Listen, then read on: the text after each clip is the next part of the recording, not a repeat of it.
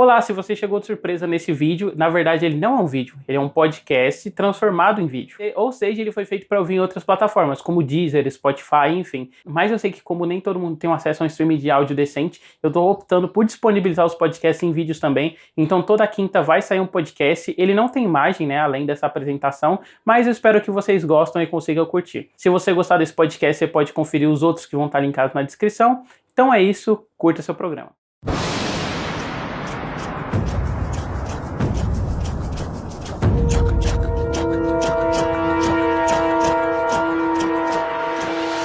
Olá, bem-vindo ao Pinguim Dançarino. Eu sou David João da Purificação. Estou hoje aqui com um time seleto, né, de uma bancada para falar sobre ela, que não só é a maior animação de todos os tempos, aí, empatada com o BoJack Horseman, como também é a maior obra de audiovisual de fantasia já feita aí na história, né? Avatar. Quem discorda tá errado. Enfia o Senhor dos Anéis no cu. É Avatar e acabou.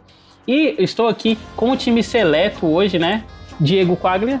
E aí, gente, beleza? E um raro momento que eu devo dizer que o David falou tudo, né? Como eu falo das minhas palavras, as palavras dele. É isso aí mesmo, assim, Avatar é o máximo do máximo, cara. Nossa membro honorária Bianca Matos, a famosa podcaster. Famosa podcaster tem algumas ressalvas, mas é isso. Tô voltando a gravar alguns podcasts com o David. E é um prazer muito grande pra mim falar de Avatar, porque realmente é como o David falou, é a maior obra audiovisual de todos os tempos. Olha! E o Renato. Olá, eu também sou um amante de Avatar, amo com todo o meu coração e paixão, melhor desenho do mundo. Cara, eu gostei, foi bem emocionado, Renato. E eu acho que antes da gente falar diretamente de Avatar, né, agora como a gente tá com essa tradição aí de começar falando de outros assuntos relacionados, eu queria que todo mundo falasse um pouquinho de como foi a sua experiência conhecendo o Avatar, né, começando pelo Diego.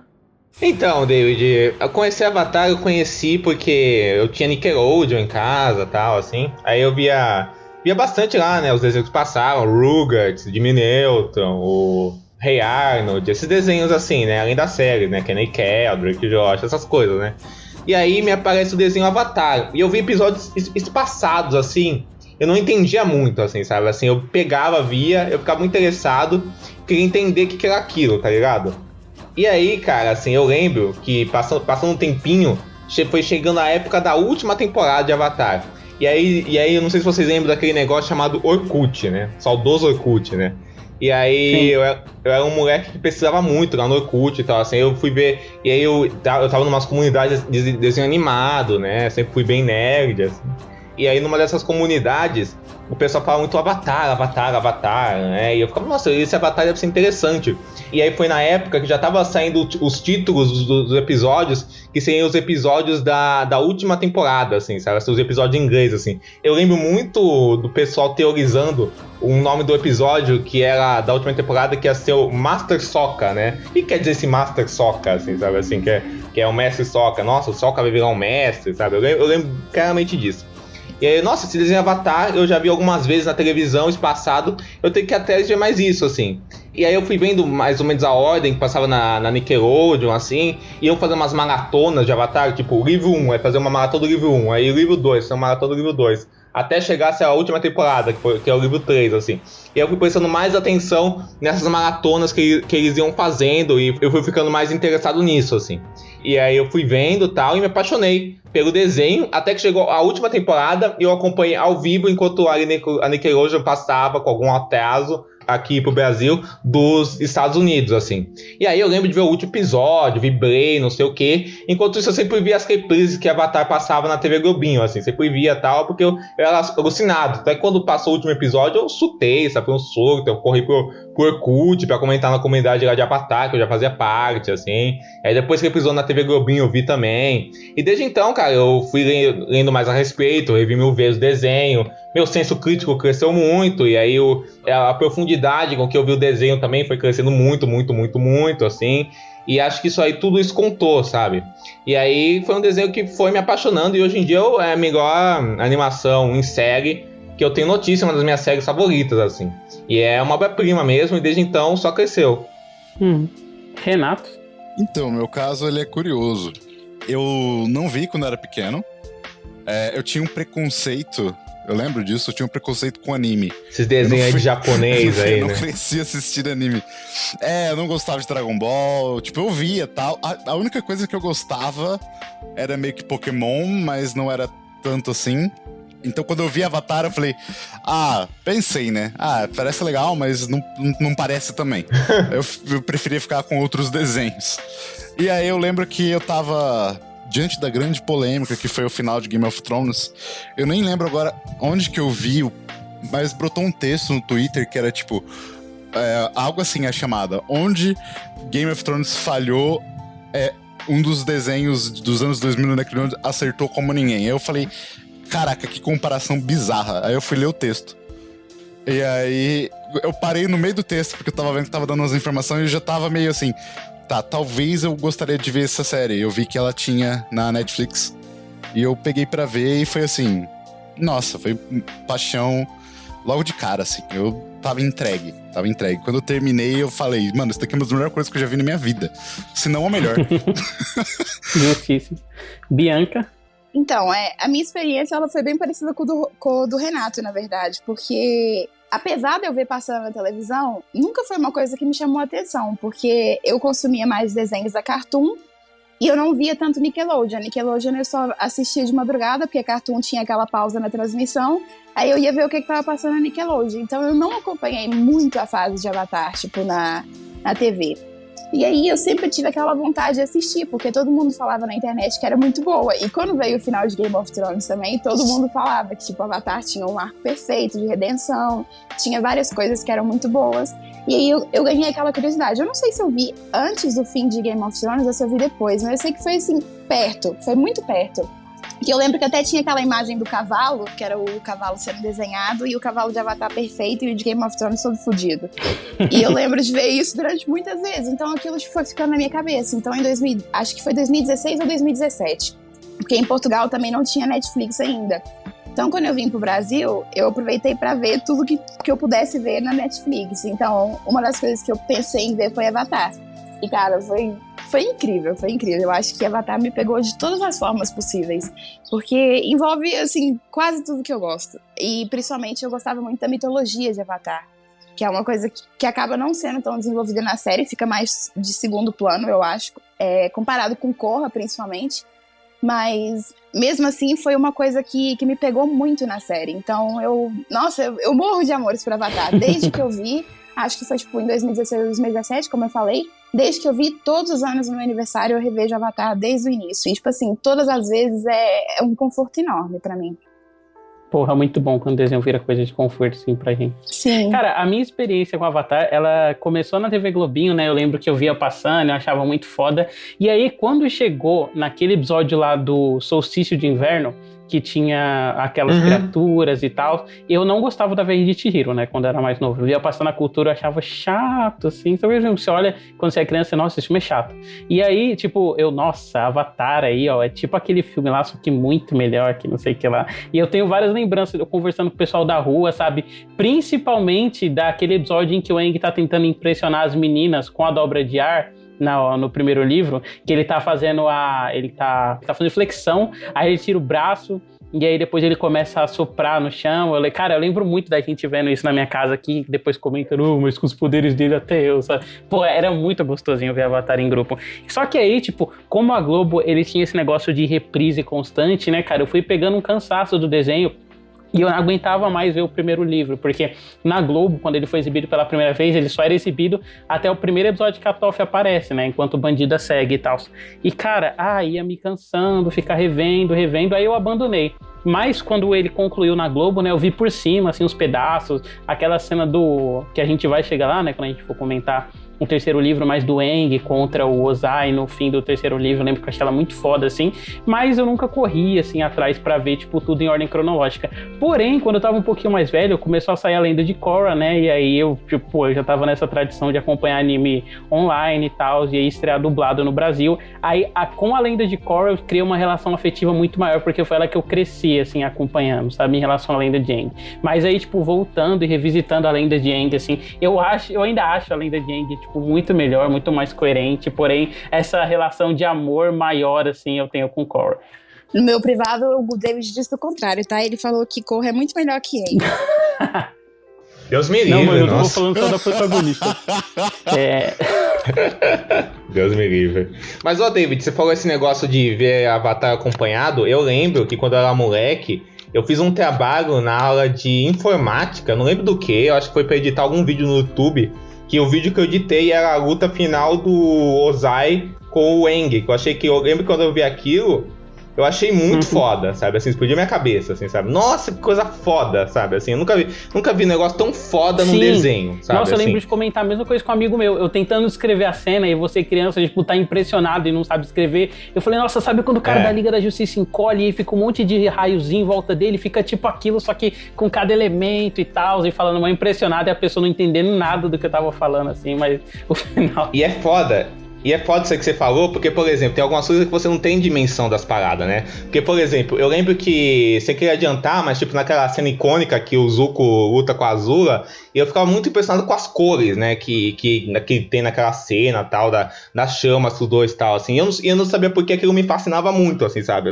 Nossa, que coisa bonita, e ao mesmo tempo é impactante e é empolgante, sabe? Todo esse cuidado que a série tem nessas cenas de ação e em tudo mesmo, assim, sabe? E alguns temas que a série tinha. Mas, Diego, você já tá adiantando. Vamos começar a falar do desenho, que senão a gente vai começar a adiantar as coisas aqui. Mas deixa eu só falar um pouquinho sobre a luta do Ozai, por favor. Porque, velho, é incrível que, tipo assim, quando eu assisti isso, eu já tinha visto muitos desenhos na minha vida. Tipo assim, não foi a primeira série animada que eu vi, sabe? E mesmo assim, você fica impressionado pra caralho. E a animação de Avatar, ela não é tão polida quanto isso. Se vocês repararem as expressões faciais, os movimentos dos personagens, não é nada tão polido. Mas essa luta em si, eu acho que aquela sequência final do Aang encontrando com a tartaruga, tipo assim, dele se preparando pra guerra e o Aang tendo que enfrentar tudo aquilo sozinho. Cara, nossa, eu tô ficando arrepiada, é surreal. Essa parte é boa. Esse é o pique, mesmo, muito lindo, cara. É muito lindo. Então vamos começar a falar do desenho? Vamos nessa? Vamos. Água, terra, fogo, ar. Há muito tempo, as nações viviam em paz e harmonia. E aí, tudo isso mudou quando a Nação do Fogo atacou. Só o Avatar domina os 4 elementos e pode impedi-los. Mas quando o mundo mais precisa dele, ele desaparece. 100 anos se passaram e meu irmão e eu descobrimos o novo Avatar, um garoto dominador de ar. Embora sua habilidade com o ar seja ótima, ele tem muito que aprender antes que possa dizer, eu sou o Aang. Mas eu acredito que o Aang possa salvar o mundo. Avatar, a lenda de Aang.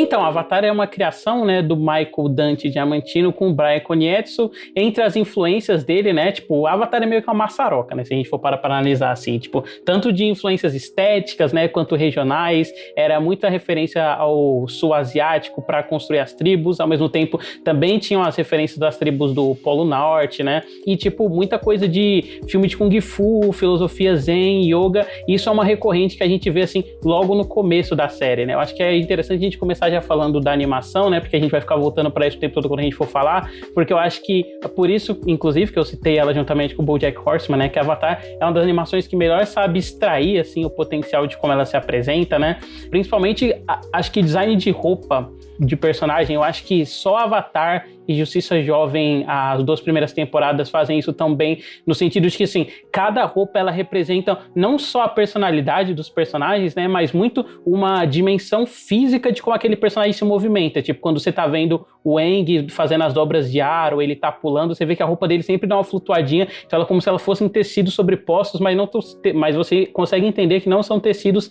pesados, né, são tecidos leves, assim, que acentuam a dobra de ar dele. E a mesma coisa vale pros dobradores de fogo, né, porque você tem esse negócio de usarem meio que essa carapaça deles, só que ao mesmo tempo é uma coisa fluida bem nas partes em que eles dobram, né? Você sente essa diferença. E, pô, já no começo, né, quando você é apresentado a Katara e ao Sokka, você, tipo, tem esse contraste direto, assim, em como o Aang, ele é inserido, né, no mundinho dos personagens. Porque eles estão lá com aquelas roupas de esquimó, né, e aí, tipo, a primeira vez que você vê o Aang, já é essa coisa, essa vestimenta mais de monge budista. Então eu gosto muito de como o design de animação, ele se mostra, assim, através das roupas, né, e como a animação como um todo, ela é muito bem pensada, assim, desde o começo, né. Você vê que até tem o uso já presente no começo, né, de CGI e tal, mas só para dar uma rodadinha de câmera no ambiente, é muito mais o uso de animação tradicional. E, cara, é meio assustador, assim, porque o tempo todo, não sei se vocês têm essa sensação quando vocês estão vendo também ou revendo, mas sempre dá uma sensação de que é quase rotoscopia, de tão bem animado, assim, que é uns traços do personagem, sabe? Tipo, quando a Katara tá reclamando que o Sokka, ele tá sempre mostrando o muque na água, o jeito que ele levanta o bracinho assim, depois ele abaixa, parece muito o movimento de uma pessoa, só que ao mesmo tempo que tem esse puxar pro realista, né, ainda é uma coisa cartunesca, então, tipo, nunca fica uma coisa meio de vale de estranheza, assim, o movimento dos personagens, né, sempre fica uma coisa divertida de assistir. E aí, o que vocês acham? Eu acho muito interessante o design de tudo, na verdade. Eu acho que a direção de arte de Avatar é muito bem pensada e é muito inteligente, porque é isso que você falou. Você consegue automaticamente identificar não só a tribo em si, porque obviamente você começa a ter uma conexão com as tribos e você entende pelas cores, etc. Mas essa questão que você falou mesmo, da textura das coisas, você consegue identificar como que aquelas pessoas vão reagir, assim, como, por exemplo, a Katara. A Katara é uma pessoa que ela é muito racional. E isso, querendo ou não, tá ligado ao elemento tipo do frio, tá ligado a uma coisa mais sólida. E isso é passado em todas as coisas que ela faz. Os próprios movimentos, as coreografias da tribo de água são muito mais centradas na Terra. Assim, por muito que a Terra seja o auge disso, obviamente, você tem muito esse transparecer da psicologia dos personagens para tudo aquilo que eles fazem. E isso é muito legal. E tem essa questão de ser cartunesco. Eu acho que é interessante aquilo que eu falei da animação não ser polida, porque eu acho que também não tinha necessidade de ser. Porque, querendo ou não, a gente tá falando de um desenho que foi alvo pro público infantil. Então, assim, eu acho que ele ganha muito mais a gente justamente por ser cartunesco e não procurar esse realismo e não procurar essa coisa esteticamente perfeita. E eu acho isso incrível. Por exemplo, aquele momento em que o Aang vai tentar domar aquele peixão da ilha Kaiyoshi. Peixe coi gigante. Então, esse momento, por exemplo, aquele momento ali da cara do Aang correndo com os pezinhos balançando. Então, assim, eu acho que a animação ser cartunesca é incrível. Funciona muito bem com o Aang, funciona mesmo muito bem. Porque a própria personalidade dele é cartunesca. Eu acho que o Aang é uma pessoa É aquela questão que a gente estava falando, do elemento querendo ou não representar também como eles vão reagir e a característica psicológica deles, porque o Aang é uma pessoa super leve. Então, esses cartoons combinam muito bem com ele. Isso é foda, esse negócio do cartunesco, porque ao mesmo tempo que tem essa função que serve muito, que a Bianca falou, tem um contraste, um equilíbrio muito forte, porque a série, assim, o jeito que ela coreografia as cenas de ação e o jeito que ela movimenta a ação é de um jeito muito fluido, assim, é de uma suavidade muito forte, assim, sabe?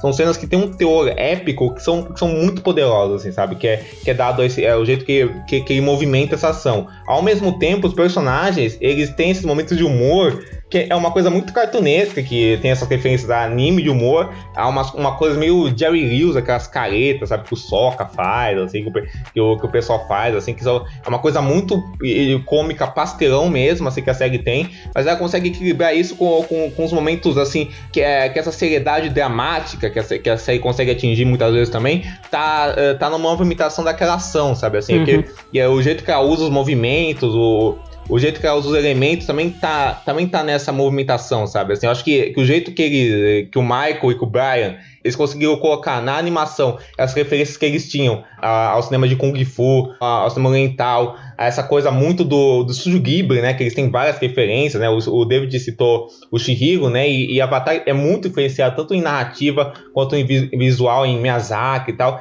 Eu acho que eles conseguem fazer essa fluidez na animação de um jeito que é muito impressionante. Além dessa direção de arte que a Bianca citou, uma coisa que sempre me impressionou em Avatar é a direção de fotografia, né? Essa coisa da câmera que o David falou, do jeito que eles animam os movimentos, e o trabalho de cores, né? Que diz muito sobre os personagens, sabe? Assim, eu acho que eles conseguem dar a dimensão das cores dos personagens, dão um aspecto emocional muito forte pra série, sabe? Assim, nas cenas de batalha, assim, né? Tanto é que nessa temporada mesmo, aquela cena final de batalha, né? Na Tribo do Sul é o ápice disso, né?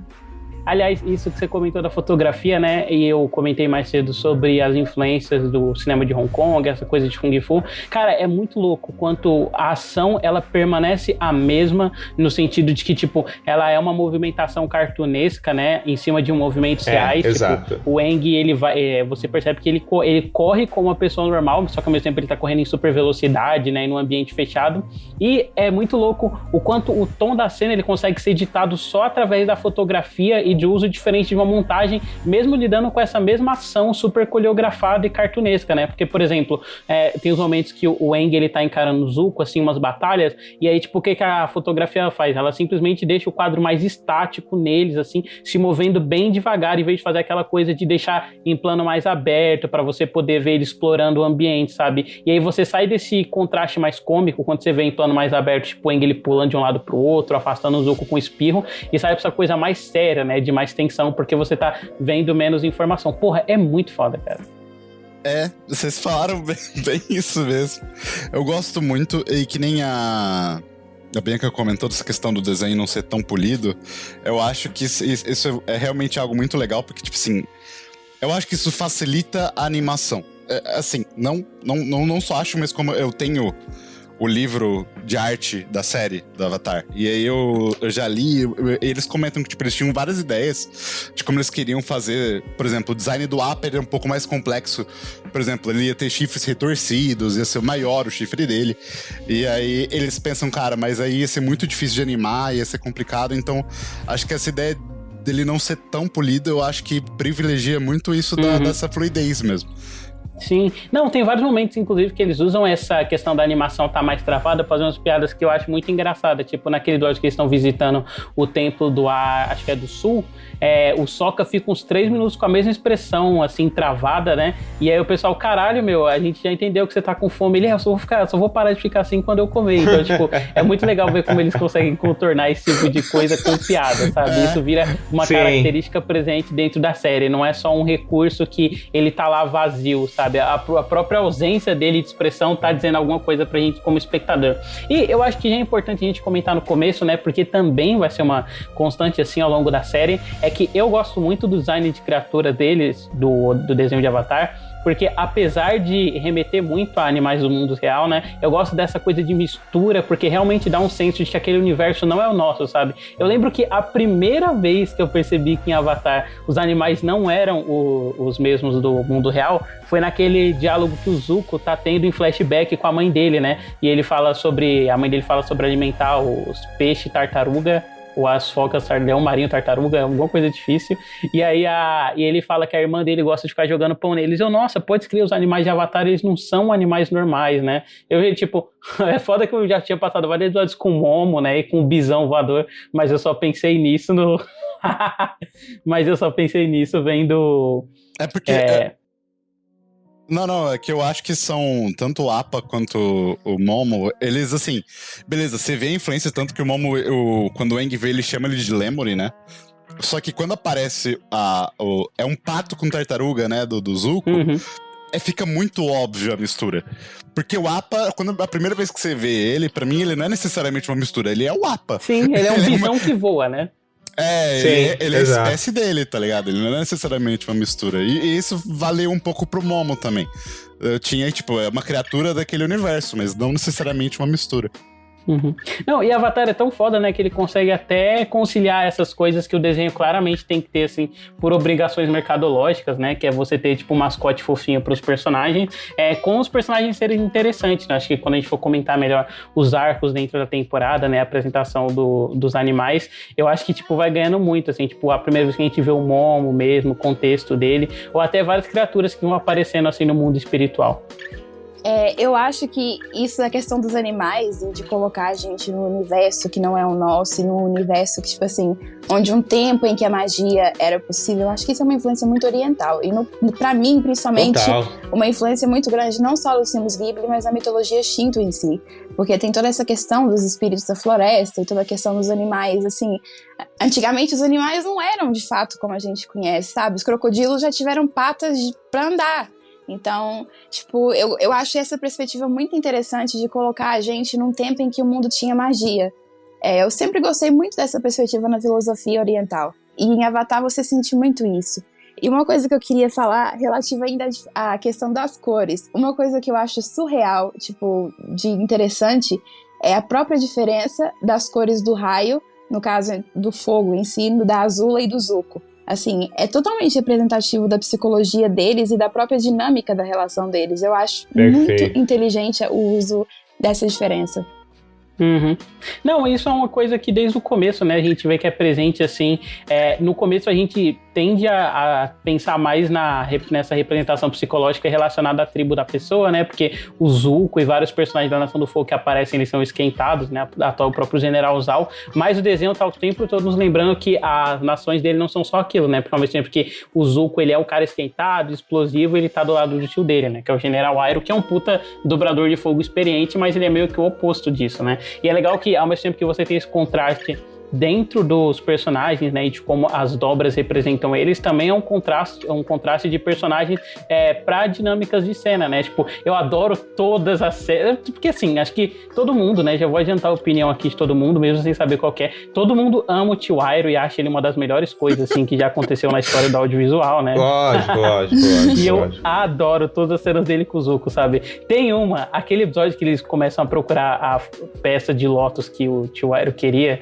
e aí, tipo, no final tava na manga dele, eles passaram por todo um perrengue no episódio por causa desse negócio, e o Zuko explode. Cara, que aquilo pra mim é tão família, sabe? Que não tem como não dar risada, não se sentir emocionado com os dois. Ô David, uma coisa que, né, que é Avatar, né, lidar com esse fator mercadológico, né, até isso ele consegue criar personagens interessantes, né.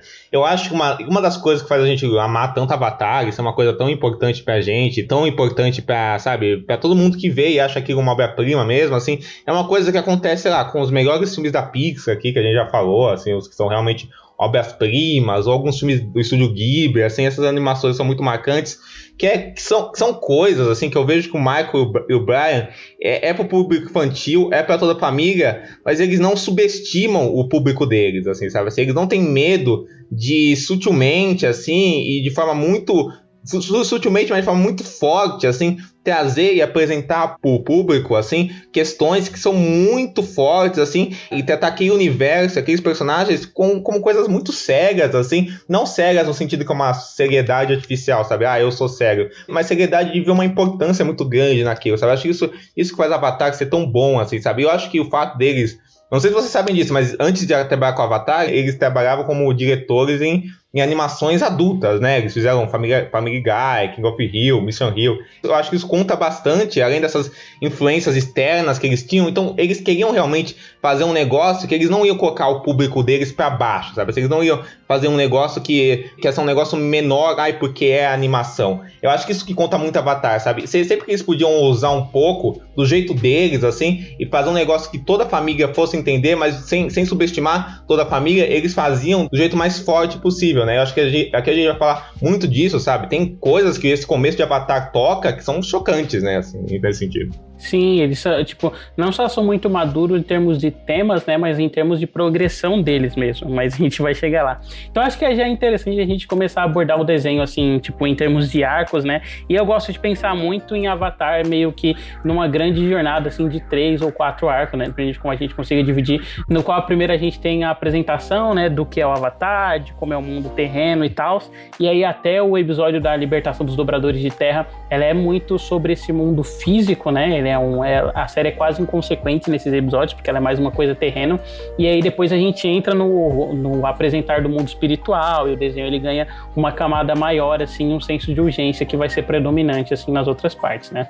E aí eu queria começar falando, assim, já do piloto em 2 partes, porque eu gosto muito, achei top melhores pilotos já feitos em séries de televisão, desde o começo, assim, como ele já consegue apresentar bem os personagens, né, a dinâmica deles, aquilo que eu comentei da Katara e o Sokka, tipo, eles estarem brigando, mas você vê que eles ainda têm uma relação de preocupação um com o outro, e ser realmente essa coisa de irmão. E quando o Aang chega, né, tipo, eu acho que é tão brilhante, assim, quando é colocado, não só porque a cena é impactante, tipo, o garoto no iceberg, né? Puta, aliás, eu acho esse um título muito poético de se falar, tipo, o garoto do iceberg. Porra, adoro falar essa merda. E, tipo, depois quando a gente vê a vila reagindo ao Aang, né? Tipo, é muito uma situação de world building, assim, de você entender o quanto a guerra devastou a vila, né? Ao ponto de que tudo que é estrangeiro eles temem, assim, de primeira. Porra, eu acho muito foda, assim, esse começo da série. Não sei você. Posso comentar uma coisa que eu acho mais foda ainda antes? Pode? A abertura. Ah, sim. Sim. A abertura ela é fantástica, cara. Nossa, É incrível linda. mesmo. Não só em animação, mas eu acho que ela diz tudo o que você tem que saber, assim, daquele universo e principalmente, assim, de quem é a Katara, sabe? Você já entende quem é ela na abertura. Tipo, você não sabe que ela que tá narrando, mas quando você conhece ela e você reconhece a voz, você já fica... Entendeu?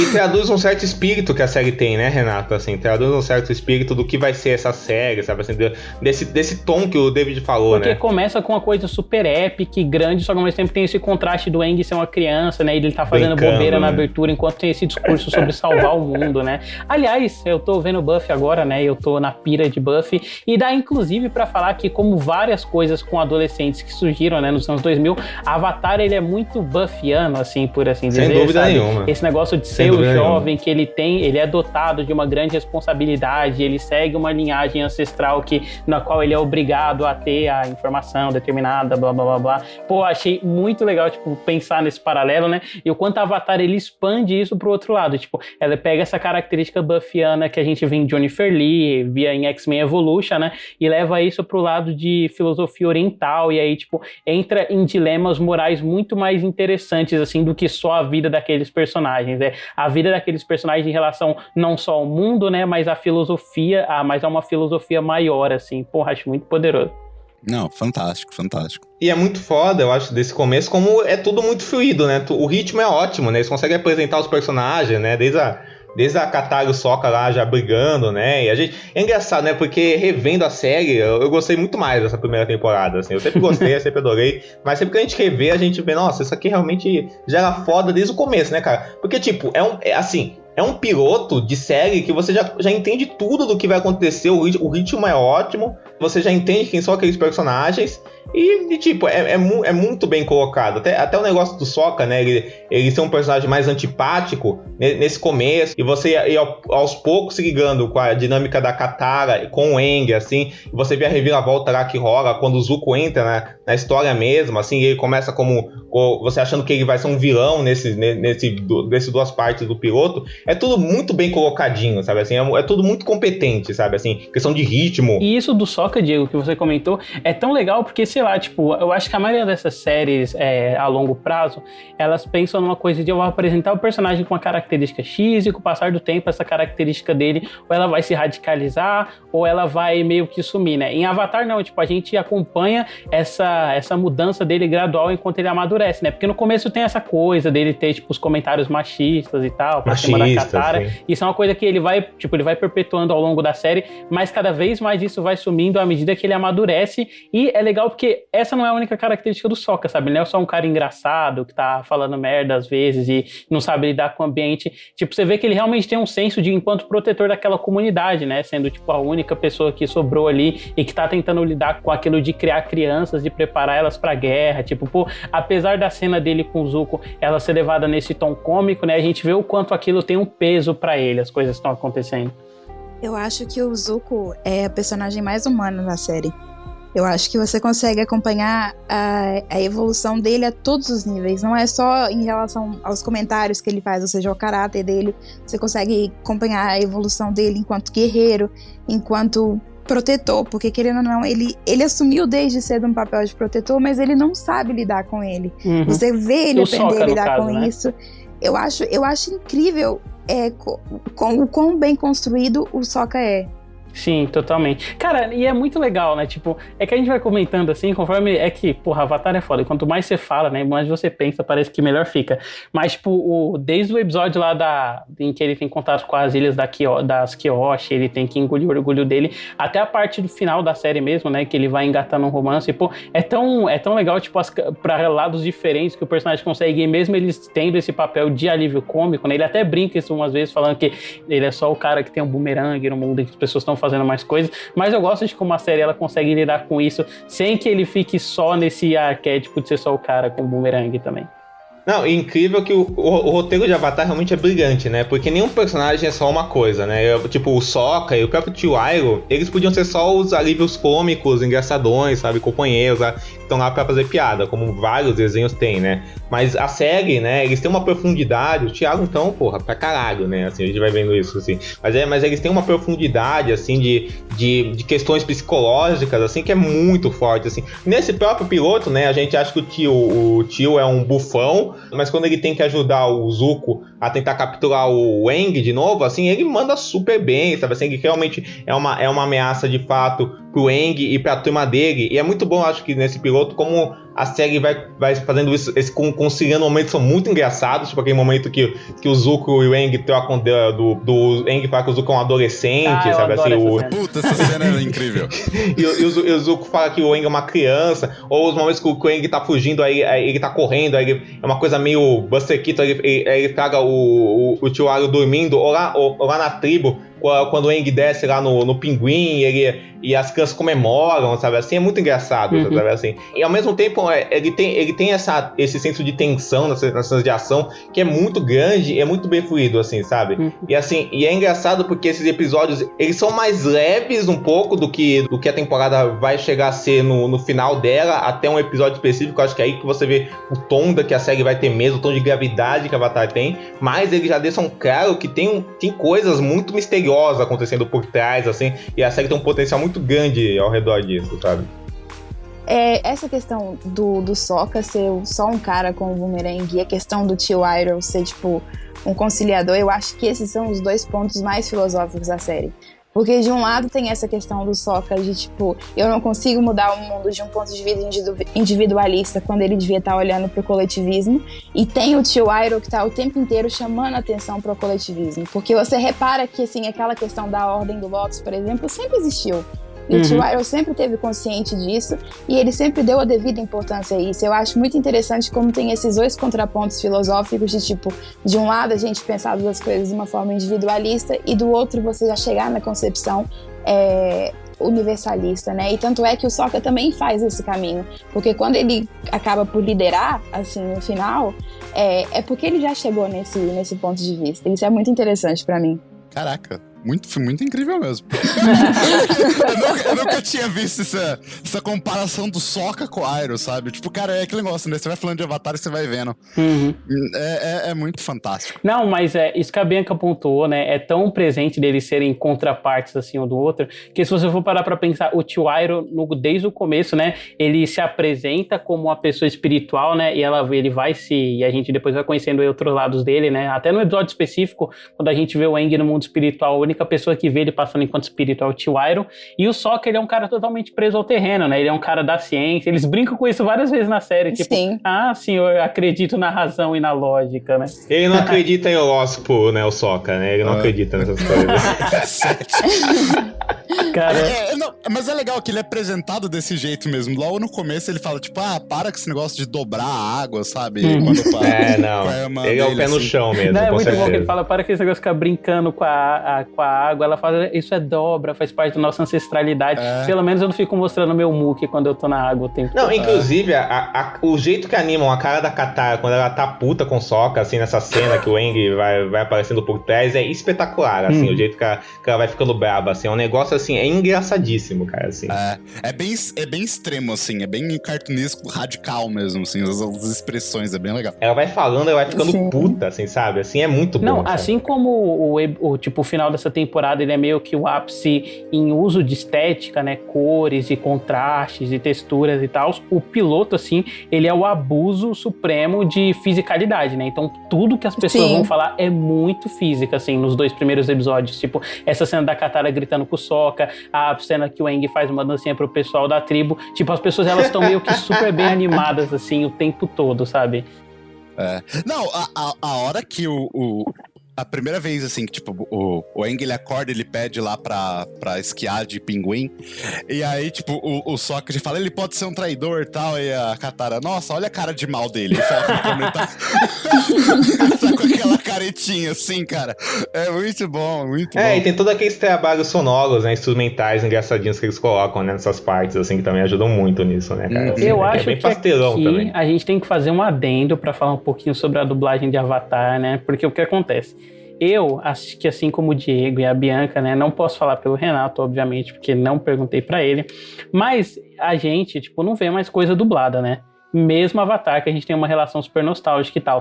E eu acho importante pontuar uma coisa, assim, em relação à dublagem de Avatar. Eu acho a escalação de elenco perfeita, sabe? O menino que dubla o Daniel Radcliffe em Harry Potter dublando Sokka, eu acho ótimo, acho legal que a voz dele vai mudando, assim, com o personagem, ele vai aprendendo a dublar enquanto ele tá fazendo. A Luísa Palomares, ela é a mulher pra dublar personagem metida inteligente, né? Hermione, ela é a Katara e tal. O menino que faz o Aang, ele também, tipo, super consegue pegar a doçura que tem no original.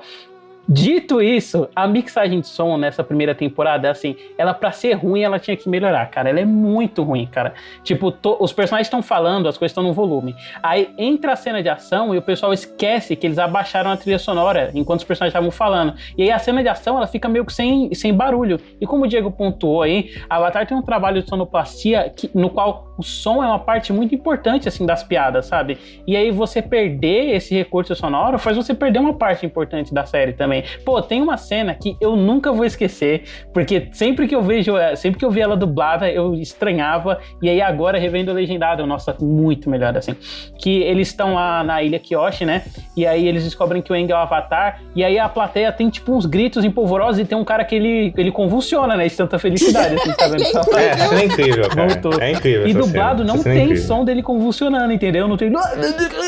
Igual tem no legendado. E, porra, cara, como fez falta. Eu vi várias outras cenas, assim, tipo, aquelas que o Aang, ele derruba o Zuko e falta o barulho do impacto sonoro. Isso é corrigido mais pra frente, né? Eu não vou lembrar, mas eu acho que é, tipo, no meio da segunda temporada. Mas nessa primeira temporada, cara, é uma merda. E pra piorar, assim, já que, tipo, o nosso podcast não é patrocinado, a não ser que a empresa queira, eu corto esse trecho, viu, Netflix? Cara, é um lixo também, Avatar, como ele tá na Netflix, porque a Netflix, 10 anos já com o desenho no catálogo, tá ainda tá em versão SD, cara, puta que pariu.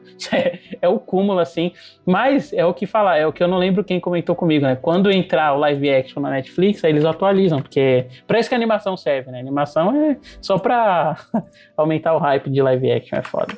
Fazer marketing, né? Inclusive, eu não sei se eu tive a impressão que até piorou a qualidade, que eu acho que antigamente o formato tava melhor. Agora, tipo, essa vez que eu fui rever agora, eu estranhei muito. O formato tá muito estranho. É que você tava vendo a Netflix lá de fora, né? Não, mas eu já vi na Netflix aqui também, tipo, tava normal. Agora, de repente, parece que ampliaram muito a imagem. Tipo, não sei, aconteceu alguma coisa que não tá normal, não. Eu concordo. Porque a primeira vez que eu vi foi pela Netflix e eu fui rever agora uns episódios chaves, assim, dos meus favoritos. E aí eu achei, gente, o que tá acontecendo aqui? Tá. Eles pioraram mesmo. Não sei o que fizeram, mas tá pior. O senhor não me derruba!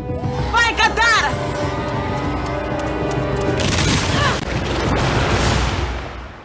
É que você falou essa coisa de dublagem, né, David, assim, e a dublagem de Avatar eu também cresci com ela, vendo e tal, assim, e realmente é muito bem escalada, né, os atores são ótimos, né, assim, os atores originais, né, da voz original já são espetaculares, né, o Dante Basco, né, ele tem momentos geniais na série, o Mako, que apareceu durante a série, que faz o Iroh e tal. Mas o dublador do Iroh, né, que inclusive é o mesmo dublador do Akui, ele tem essa voz de fumante que é poderosíssima quando ele tá fazendo discurso.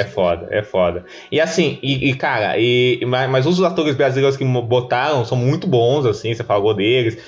O ator que faz o Iroh, cara, que eu acho que o nome dele é Domício Costa, que fazia o cara do Coragem com Covarde, espetacular esse cara também, assim, ele até coloca uma doçura no Iroh que eu acho muito bacana, sabe? Uma coisa de tio mesmo, assim. O Zuko, que é o ator que faz ele, cara, é muito bom, assim.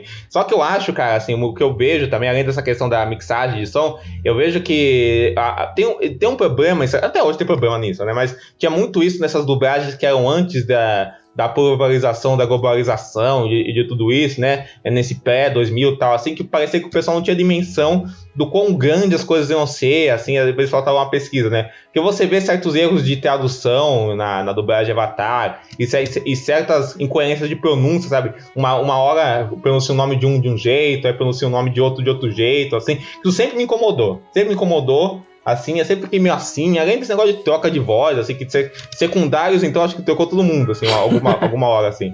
Isso sempre me incomodou, assim, né, essa dublagem de Avatar, que dando os créditos, assim, as 2 primeiras temporadas aqui no Brasil foram dubladas naquele estúdio, versão brasileira, Syncrovídeo, não sei se alguém lembra disso aí, e aí depois, na terceira, foi dublada na Som de Veracruz Studios, assim, e mantiveram basicamente todo mundo, né, do elenco principal, né, mas esse foram polêmicos, apesar, tipo, das vozes e tal, das interpretações, eu acho que são muito boas, assim, e honram, né, o elenco original, que é ótimo, né. Sim, totalmente. Eu não sei porque que o David falou que eu tenho nostalgia com a dublagem, porque eu não assisto dublado.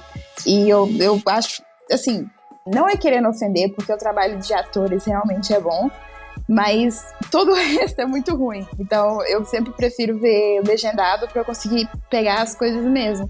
Porque é que nem, tipo, tem muitos personagens figurantes em Avatar que, tipo, se você não assistir legendado, eu acho que você não pega. E os personagens figurantes são muito bons, cara. Tem muitos bons. Tem esse da convulsão, tem o das couves. Nossa, tem vários o tiozão do Repolho é muito bom. E, aliás, esse negócio, o Renato, você que tem o livro de arte da série, eles falaram, se eles planejaram esse negócio do personagem do Repolho, que aparece de maneira recorrente, assim, e vira meio que um inimigo não intencional do Avatar? Cara, eles falam do Repolho. Agora eu não lembro se eles já tinham planejado isso, eles passam por cima. Eu teria que dar uma olhada certinho. Se quiser, eu tô aqui com o livro aberto.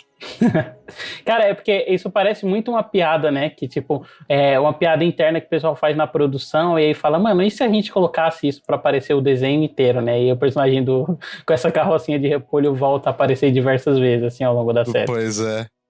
E é legal pra caramba, né? Uhum. E ele volta, né, em Korra. Eu acho isso engraçadíssimo. E um comentário que eu queria fazer sobre... Que tem no livro arte, que eu não sei se vocês têm essa ideia, que a primeira vez que Avatar, não como Avatar surgiu, mas a ideia inicial, ela veio com um sci-fi. Eu não sei se vocês sabiam disso, eu fiquei bem curioso com esse fato. Era a história de um garoto que tinha um bastão de meio que magia, meio tecnologia. O Momo era um macaquinho robótico, e ele tinha, em vez de um bisão, ele tinha um cachorro urso polar, que a gente já até sabe onde separar. Uma coisa meio náusica, né? Meio náusica esse conceito, né? E aí, só que na época que isso surgiu, tava tendo uma caída de interesse em coisas robóticas. O Invader Zim tinha sido cancelado também na Netflix, e o Brian, ele era diretor de arte de Invader Zim. E aí, acho que daí que veio um pouco dessa questão. Ele... Só que, justamente por isso, a Netflix não, a Nickelodeon não queria mais essas propostas. Elas queriam outras coisas. Então, eles puxaram completamente pra fantasia, que era algo que tava em alta, né? A gente tem que lembrar que, começo dos anos 2000, Senhor dos Anéis, Harry Potter, tava voando. Só que, em vez deles ficarem nesse lado europeu, eles foram pro lado asiático. Uhum. Não, inclusive, tipo, 2 das maiores animações de todos os tempos, né, elas acertaram muito em ir por esse lado, né, mas ao mesmo tempo que Avatar recusou isso, né, foi totalmente pro lado de fantasia, né, a série dela é irmã em termos de qualidade e em termos de período histórico, né, Samurai Jack, ela, tipo, conseguiu mesclar bem, né, tipo, lidando com essa questão de de estar lidando com a mitologia asiática, né, e com referência, assim, de cinema japonês, mas dentro de um cenário de ficção científica, né, engraçado para pensar nisso. É verdade. Tem até uma piada interna que dizem que se a série tem robô, o Cartoon Network cancela assim logo cedo, sabe? Que é o que aconteceu com o Mega XLR, Titãs Biônicos, Samurai Jack, etc. É verdade. Robô Jonas, né? Que ninguém conhece, mas se alguém lembrar aqui do Robô Jonas, né? Inclusive, agora que você falou, só você conhece, que eu nunca tinha ouvido falar isso. Qual? Foi cancelada na primeira temporada essa série, Robô Jonas, assim, que foi um cartoon, assim. Inclusive, o que o Renato falou faz muito sentido, porque essa foi a mesma época que cancelaram aquela série também, que passou muito tempo na Nickelodeon, que era My Teenage Live as Robot Teenager, né? Qual que era? A Jenny, uma robô adolescente, né? essa mesmo, assim, Sim. né? Foi um dos últimos desenhos da Nickelodeon, um pouco pré-Avatar. Caralho. Mas engraçado que Jonathan Test, aquela bosta, eles manteram tipo tempão, né? Nossa, eu odiava aquele negócio e que não parava de passar. Que raiva que eu tinha da Cartoon, velho. Cara, esse era um daqueles desenhos que, assim, quando tava passando, eu fazia questão de mudar de canal. Porque geralmente você assiste de maneira passiva, né? Mas esse eu achava muito chato. E sobre o cara do repolho, consegui informação aqui. Já era do início que eles queriam uma gag que continuasse a série toda, inspirado nos 3 velhos que aparecem em vários lugares em Cowboy Bebop, que é uma das séries influências. Então, assim, eles pensaram que eles queriam algo parecido com aquilo. E aí eles chegaram no cara dos repolhos. Ah, que são os personagens de Cowboy Bebop que você citou, são os que tem nome brasileiro, né? Jobim, não sei que lá e não sei que lá, mas são 3 nomes importantes, assim, da música brasileira que nomeiam esses personagens. Caralho, muito bom, muito bom. Mas, falando de Avatar, né, a gente comentou que essa primeira temporada ela é muito sobre esse lado terreno, né, aí a gente tem o episódio do Templo do Ar do Norte, a Ilha Kyoshi, aí a gente conhece o Reino da Terra, que aparece outro personagem aí que brilha muito, assim, quando aparece, né, que é o Bumi, que é o velho amigo do Aang, que é um personagem que eu também gosto bastante. E aí ela termina, né, com a libertação dos dobradores de terra e com um dos discursos icônicos aí dentro da série, né, que é o da Katara, falando sobre como, por mais que a Nação do Fogo tire a terra deles, nada vai tirar deles quem eles são, e por isso os dobradores de terra têm que se rebelar. E, porra, é muito foda isso. E eu queria saber de vocês o que vocês acham como um todo, assim, desses episódios isolados, sabe? Templo do Ar do Norte, de Kyoshi, desse arco que é formado antes da gente entrar no episódio duplo, né, do Solstício de Inverno, e entrar nesse lado maior, assim, de uma trama meio que de bomba relógio, né? Que os personagens, eles têm um tempo pra resolver, assim, que é o que vai dominar o resto da série. Eu posso só comentar, porque a gente fala até que, tipo, Avatar é sutilmente mais pesado que os desenhos, apesar de ser pra criança e tal. Uhum. E é engraçado que eu concordei isso na primeira vez que eu assisti, mas na segunda eu já tive Quando você para pra pensar um pouquinho, que, tipo, no 3º episódio da série, ele vai lá no templo lá que ele cresceu e tal, e ele vê o monge dele, a figura paterna dele, em esqueleto morto na frente dele, é um pouco pesado. O genocídio, né? Não, é eles bem falam pesado, várias vezes, né, assim, como se não fosse nada a palavra genocídio, né? Tipo, o genocídio eles falam. Mas é legal desse episódio, porque, tipo, a Katara, ela tenta ficar protegendo o Aang, sabe? Tipo, ela... Várias vezes o Sokka fala, a gente tem que contar. Tipo, eles ficam tentando contar, mas, tipo, o Aang fica desviando. Não é possível que isso aconteceu e tal. E aí tem uma hora que eles até acham um capacete de Nação do Fogo dentro do templo. E aí a Katara, ela joga um monte de neve em cima. Tipo, é legal ver isso, sabe? Mas, mas eu acho que isso é mais interessante porque preserva a reação do Aang quando ele de fato vê, e aí ele entra no estado Avatar, e eu acho muito curioso que, tipo, avisa todas as nações, tipo, o Avatar voltou, porque ele tem uma conexão com aquelas estátuas, eu acho muito doido isso. E aí, todo mundo naquele momento sabe que, tipo, não, existe o Avatar, ele realmente tá aí. Uhum.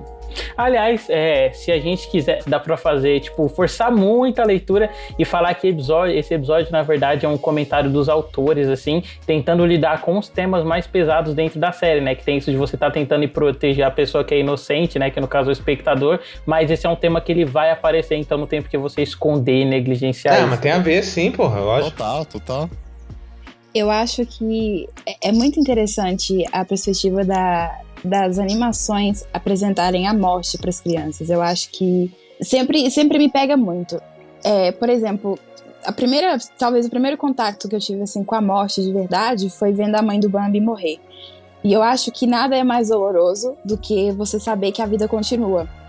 E você consegue sentir tudo isso no Aang naquele momento. E eu acho incrível como eles conseguem transparecer isso numa animação infantil, porque tem aquela questão deles realmente não subestimarem o público, mas ao mesmo tempo eles têm a sensibilidade necessária para apresentar aquilo para o público de uma forma que seja construtiva. Eu acho esse momento muito bonito. Uhum. Não, é fantástico. Não, e cara, é tão bonito quando esses momentos voltam depois, sabe? Tipo, vários momentos o Aang, ele reflete sobre isso. Tipo, na parte final mesmo, quando ele tá na tribo da água, ele vai lá e fala que ele não teve lá quando o povo dele precisou e agora ele não podia se deixar falhar, sabe? Porque seria a mesma coisa, porra. Cara, esse desenho é muito bom, cara, não tem como não. O luto do Aang é constante. O luto do Aang nunca acaba, assim. Tanto é que você, até em Korra, você continua sentindo o luto do Aang, sabe? Então, é Eu acho isso muito impactante. Uma coisa que eu gosto muito, esse negócio que o Renato citou, né, esse negócio de ser pesado, não ser pesado, acho que tem várias táticas, né, que eles usam pra que isso funcione muito bem. Essa da sensibilidade, né, que a Bianca falou, né, que eles conseguem amarrar isso de um jeito muito sensível, mas como o Renato falou, sem esconder a dimensão daquele horror, sabe? Então, mostra o cadáver, assim, fica sabendo que as pessoas foram mortas, assim. A gente vê a série explorando realmente temas muito pesados, assim, e isso vai crescendo durante a série, assim, ela vai cada vez mais explorando temas mais e mais pesados e sem medo nenhum, mas ela vai indo nisso de uma camada que é muito sensível, assim, mas muito clara do que ela quer, explorando isso, e ao mesmo tempo ela consegue ir para esse lado e ao mesmo tempo explorar outros lados mais leves, mas sem que isso diminua o que ela acabou de mostrar, que é muito pesada, sabe? Não, tudo acaba funcionando uma mesma assim, simetria para tudo ficar muito palpável, sabe? Assim, então, ao mesmo tempo que ela não subestima a criança, ela consegue apresentar aquilo de uma forma muito inteligente, sabe? Assim. Eu acho que os episódios conseguem muito bem funcionar como um degradê, assim, e todo momento que é muito engraçado, ele realmente é muito engraçado, e todo momento que ele é dramático, eles nunca tipo, usam aquela estratégia meio covarde à la MCU, de você vai cobrir um discurso dramático, pesado com uma piada, sabe? Ele é mais pontuadinho, assim. Por exemplo, esse começo do episódio no Templo do Ar do Norte, você tem a questão do flashback do Aang, você vê ele como um Jigyatsu jogando torta na cabeça dos outros monges, entendeu? Então essa coisa bem de comédia pastelão, mas aí, tipo, o episódio ele vai crescendo em termos de tensão conforme o pessoal, tipo, não vai contando pro Aang, né? E aí chega no momento que tudo desaba, assim, na cabeça dele. Mas uma coisa que eu acho importante pontuar aqui desse episódio, né? Que esse é o episódio de apresentação de outro dos melhores personagens aí da série, que é o Momo. É surpreendente o quanto o Momo ele consegue ser, tipo, só mais um mascote que tá em cena, assim, junto com o Appa em vários momentos, mas ele também tem uns momentos muito icônicos, principalmente por como a série cria uma trilha sonora específica pra ele, né? E aí, tipo, em várias cenas que ele aparece, a trilha sonorazinha sobe. Porra, acho muito bom. E ele é bem expressivo, né? Ele do jeito dele, você percebe, é muito legal, assim. O Momo é fantástico. E esse episódio também apresenta... Eu acho que essa é uma função muito grande desses primeiros episódios, né? Esse primeiro episódio também apresenta o vilão, né? Dessa temporada, assim, né? O principal vilão, né? Que é o Zal, né? Que é o vilão, assim... Que é um vilão que eu acho até subestimado dentro dos vilões de Avatar, sabe? Eu gosto muito do Zal, assim. Eu gosto muito dele ser um velho patético que tá numa briga infantil com um adolescente, sabe? Eu acho isso, sabe? Sensacional, cara, sabe? Ele é o Bolsonaro com os moleques do Twitter, cara. É meio que isso. Exatamente. Exatamente. Exatamente. Eu acho muito... que ele é o cara que, tipo assim, ele se acha o Prime da Nação do Fogo, né? Inclusive, quem faz ele na voz original é o Jason Isaacs, né? Que é o Gustavo Malfoy, o Capitão Gancho, o ator foda. Porra, sério? Bem que eu tava conhecendo essa voz dele. É, ele. E quem faz ele no Brasil é o dublador do Homer Simpson, saudoso, né? E aí, cara, eu gosto muito desse negócio que o Zal tem essa relação de picuinha que ele tem com o Zuko. E é isso, a série é muito inteligente. Então, desde esse momento, ela vai marcando que, assim, é muito claro. A gente que já sabe toda a história que aconteceu, é muito claro pra gente o que vai acontecer. Mas já é claro que a série tá construindo pra mostrar que ela faz essa tática narrativa pra mostrar que o Zuko não é tão ruim assim. Então, tem um cara que é muito pior que o Zuko, que é o Zal, assim. Quando o Zuko vai lutar com o Zal Zuko luta com honra contra o Zal e o Zal acaba lutando sujo, assim. A série faz esses contrastes e a série já vai dando dicas que ele foi um príncipe banido e tudo isso, ela não se aprofunda nisso. Ela tem negócio do Iroh, desde então ajudar o sobrinho, assim, tem aquele negócio, nossa, ele é foda mesmo quando ele impede o Zal de atacar ele. Então a série já vai deixando essas dicas, né? O Iroh é fantástico, porque no piloto, ele parece... Porque, tipo, as cenas de ação, ele não tá presente, ele só tá presente quando eles tentam atingir o Appa voando. E só esse momento que o Iroh, de fato, ajuda. Porque quando tá rolando a briga, ele tá dormindo, ele sai ele vai pra proa do navio, não sei nomes de navio. E aí ele vê o bisão voando, ele até esfrega o olho, assim. Então, tipo, você tem uma impressão dele que, tipo, ele é esse cara legal, mas ele é meio bobão. Mas nesse episódio, a hora que ele defende o Zuko do Zal, e depois ele dá uma lição de moral no Zal, tipo, falando de honra, falando dessas coisas. Comida de rabo. É isso mesmo. Que até o Zuko fica surpreso, assim, tipo, caraca, você falou isso mesmo, tio? E aí ele fala sim, sabe? E aí, cara, nossa, ali é um momento ali de expansão do personagem. É fantástico. É difícil você não falar de cada detalhe. Então é isso que eu ia falar, cara, porque Avatar, tipo, meio que tá virando, esse primeiro livro tá virando meio que aqueles podcasts que a gente comenta episódio por episódio, né, cara? Porque, porra, é tanta coisa pra comentar, assim, por episódio. Inclusive, nesse episódio ainda tem, tipo, a primeira vez que a série usa esse recurso de falar do Zuko enquanto duas pessoas através da fotografia, porque falando sobre ele enquanto ser humano, tipo, ele enquanto pessoa, né, vontades e desejos dele, aí a câmera foca só no lado dele que não tem a cicatriz. E aí quando o mestre, quando o tio Iroh pega e fala, você esqueceu o que aconteceu da última vez que você enfrentou o mestre? Aí ele, eu nunca vou esquecer, a câmera vem pro outro lado do rosto dele, você vê só o lado da cicatriz, porque é uma recorrente mesmo em vários momentos da história do Zuko, assim, quando ele tem que escolher entre a honra dele, né, e o que ele realmente quer fazer. Aí você vê essa divisão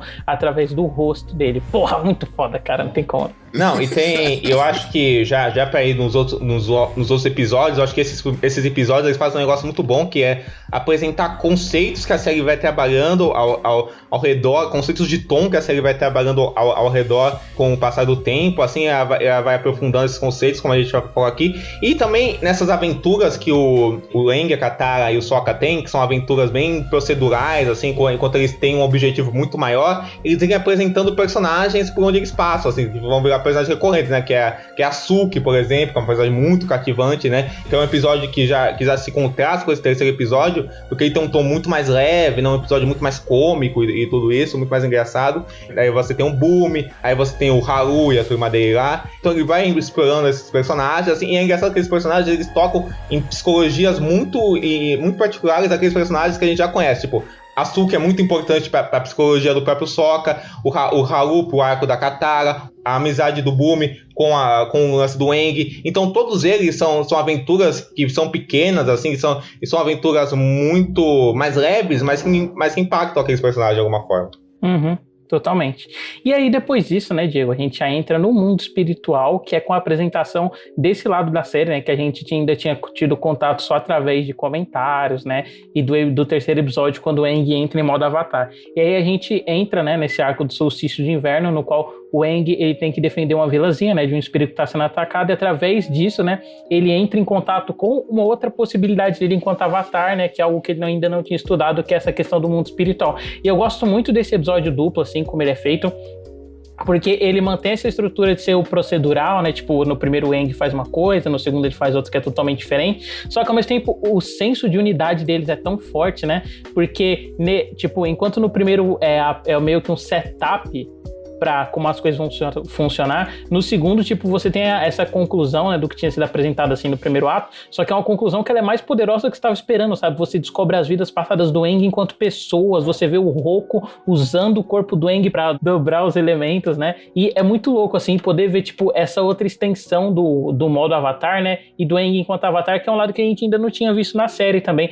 E eu gosto muito, assim, de como o lado espiritual ele vai sendo trabalhado. Eu acho que nesse episódio ainda, né, nesses dois primeiros, ainda é aquela coisa meio Stranger Things, no sentido de que o mundo espiritual, ele é meio que uma versão espelhada do nosso mundo, né? Então, tipo, muito do que o Aang passa é uma versão com um filtro diferente do que a gente já tinha visto, assim, e sem pessoas. Mas eu gosto como isso vai sendo trabalhado ao longo da série, assim. E eu gosto muito do segundo episódio, né?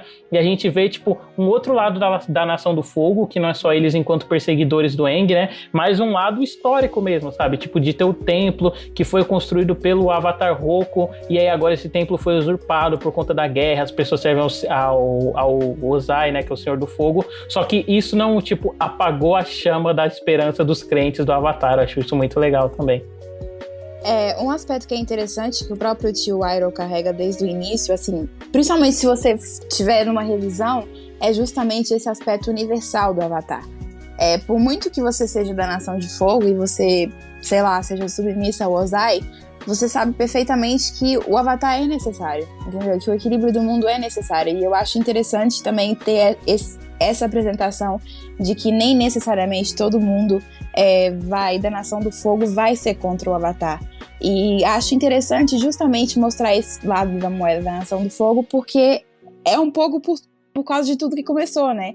Tem toda essa ligação do Avatar Roku com o Zuko, e todas essas questões acabam por estar sempre muito presentes desde o início, quando você para reparar numa revisão. Sim, e vai crescendo, né? Tipo, esse que é o foda. Cara, é que Avatar, assim, acho que é a primeira vez que a gente assiste, quando a gente é mais novo, né? A gente vê esses casos procedurais, mais como casos procedurais, né? Tipo, é uma coisa que tá acontecendo, e não como o mundo ele tá sendo bem estabelecido, assim, logo desde o começo, né? Sim, a gente não vai reparar na construção. Ao longo da jornada a gente não tá vendo, mas quando vai chegando no final, tudo vai encaixando, sabe? É tão bem amarradinho, cara. Igual a Bianca comentou do Roku com o Zuko, e quando você descobre a relação que os dois têm lá no terceiro livro, eu fico tipo, mano, é sensacional, cara. Para! O que esse negócio tá fazendo, sabe? É incrível, eu acho incrível. Eu acho muito bom. E tem uma coisa, esse episódio aí, ele tem um senso de imediatismo, assim, na narrativa, que é muito grande, assim, né, de tensão, porque a gente descobre, né, que o bagulho é muito mais louco do que parecia, né, o negócio do Coneta que tá chegando, e aí eles vão ter que correr mais ainda pra resolver todo o negócio da Nação do Fogo, do Senhor do Fogo Ozai, assim. Então é um episódio que acaba muito melancólico, assim, apesar deles conseguirem, inclusive aquele plano que tem deles afastados e consolando o Aang, eles vão no Appa, eu acho lindíssimo aquilo, sabe? Eu acho muito lindo, assim, sabe? Porque eles são crianças que estão na merda, sabe? Assim, porque, cara, o que essa molecada tem que viver naquele período é muito forte, assim, sabe? Aquilo que tá acontecendo com eles é muito legal isso, porque se fosse outro desenho, eles podiam tratar aquilo como só uma grande aventura, sabe? Assim, sabe? Tipo um G.I. Joe da vida, sabe? Assim, eles estão lá indo salvar o mundo, tal, não sei o quê. Mas né? Avatar nunca faz isso, né? Pensando num exemplo mais recente. E num exemplo que fez a Lindsay Ellis ser cancelada, né? Raya. Exatamente. Uma coisa que eu acho interessante também nesse episódio espiritual é a questão, assim, mais ambiental. No sentido daquela filosofia que os próprios filmes do Estúdio Ghibli têm, que é aquela questão da natureza como um ser vivo, como algo que respira e como algo que sofre com as consequências da guerra. Porque, querendo ou não, todo o episódio se trata sobre isso, sobre aquele lugar ter sido devastado e não ter árvores mais por causa da guerra.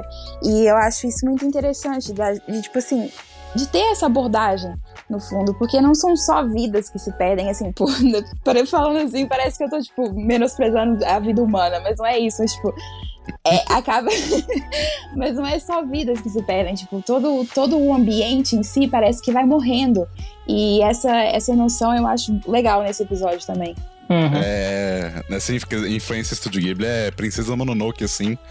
Sim. Nossa, é o suco. Inclusive tem aquele episódio no terceiro livro que eles literalmente, né, citam a Princesa Mononoke, né, que a Katara é a menina pintada lá, né, tal, assim. Inclusive, tem uma fala no silêncio que eu acho que sintetiza bem, assim, a diferença dessa visão, né, que Avatar traz para outras narrativas, né, estadunidenses, em que, no silêncio, o filme do Martin Scorsese, no caso, né, que o personagem do... Caralho, Diego, você vai lembrar, o que não é o Andrew Garfield. O personagem do... Calma, qual? O Adam Driver? Não, é o outro, cara. O cara dos filmes de ação, cara, você sabe quem é? Liam Neeson, tá? Liam Neeson. Que o personagem do Liam Neeson, ele tá discutindo com o Andrew Garfield, né? Ele fala que o quanto ele, enquanto cristão, não conseguiu converter as pessoas pro cristianismo, porque os asiáticos, eles têm uma noção religiosa no qual a natureza, ela é uma o divino, ele é uma extensão da natureza, tá? Então, mesmo quando ele explicou pra ele o conceito de Deus, a palavra que eles escolheram pra nomear Deus era a palavra que representava o sol, né? E isso vai ser uma recorrente, assim, em outros episódios, né? Principalmente na conclusão, assim, dessa temporada, né? Essa relação do espírito que toma forma através de um elemento natural. Eu acho legal isso que você e a Bianca citaram essa temática de crítica social que a Avatar tem, que tem mesmo essa questão ambiental, e a série tem esse subtexto ambiental muito forte, e fica muito claro isso em vários episódios, assim. Eu acho muito espetacular como ela consegue traçar essas críticas, assim, dentro do desenvolvimento dos personagens e dentro de comentários que ela faz no subtexto da série, do que tá acontecendo na narrativa, sem explicitar isso. Inclusive, eu acho que os raros momentos que a Avatar não funciona é quando ela quer ser muito didática, tipo esse episódio que eu citei que a Katara se pinta toda, eu acho que um dos piores da série, né? Assim, apesar de legal, referência à Princesa Mononoke, assim, mas é tipo uma coisa bem, tipo, tô fazendo um panfletão, sabe? Assim, eu acho que a Avatar não precisa fazer um panfleto, sabe? Ela diz o que ela diz dentro da narrativa e aí é muito mais forte, sabe? Assim, eu acho. Eu acho que essa questão da natureza como extensão da divindade é uma coisa que o cristianismo só que ignorou. Porque mesmo na filosofia ocidental, Aristóteles falava isso. Aristóteles falava que o grau máximo tipo, de Deus seria a natureza. Falavam que a natureza estava repleta de deuses. Então, assim, sempre teve essa questão da ligação com a natureza. Outra coisa que eu acho interessante é justamente aquela questão que eu estava falando da abordagem sensível que Avatar tem, porque justamente ele sabe o público dele. Então, ele utilizar esse realismo fantástico para mostrar para as crianças o que são as consequências da guerra. Por exemplo, eu estava estudando sobre o livro Terra Sonâmbula, do Mia Couto, e ele fala isso, que, por exemplo, na visão, porque o Terra Sonâmbula é na visão de uma criança. E essa criança, ela, tipo assim, achava que aquilo que estava acontecendo com a natureza era magia, que as árvores, tipo, estavam se movendo por magia. Quando, na verdade, queriam representar, assim, os traumas da guerra e como a guerra pode realmente devastar os locais, né? Então, é muito interessante como eles conseguem transpassar isso para as crianças. Eu acho que é engraçado porque, assim, por exemplo, eu tentei apresentar Avatar para meus filhinhos e eles não gostaram muito.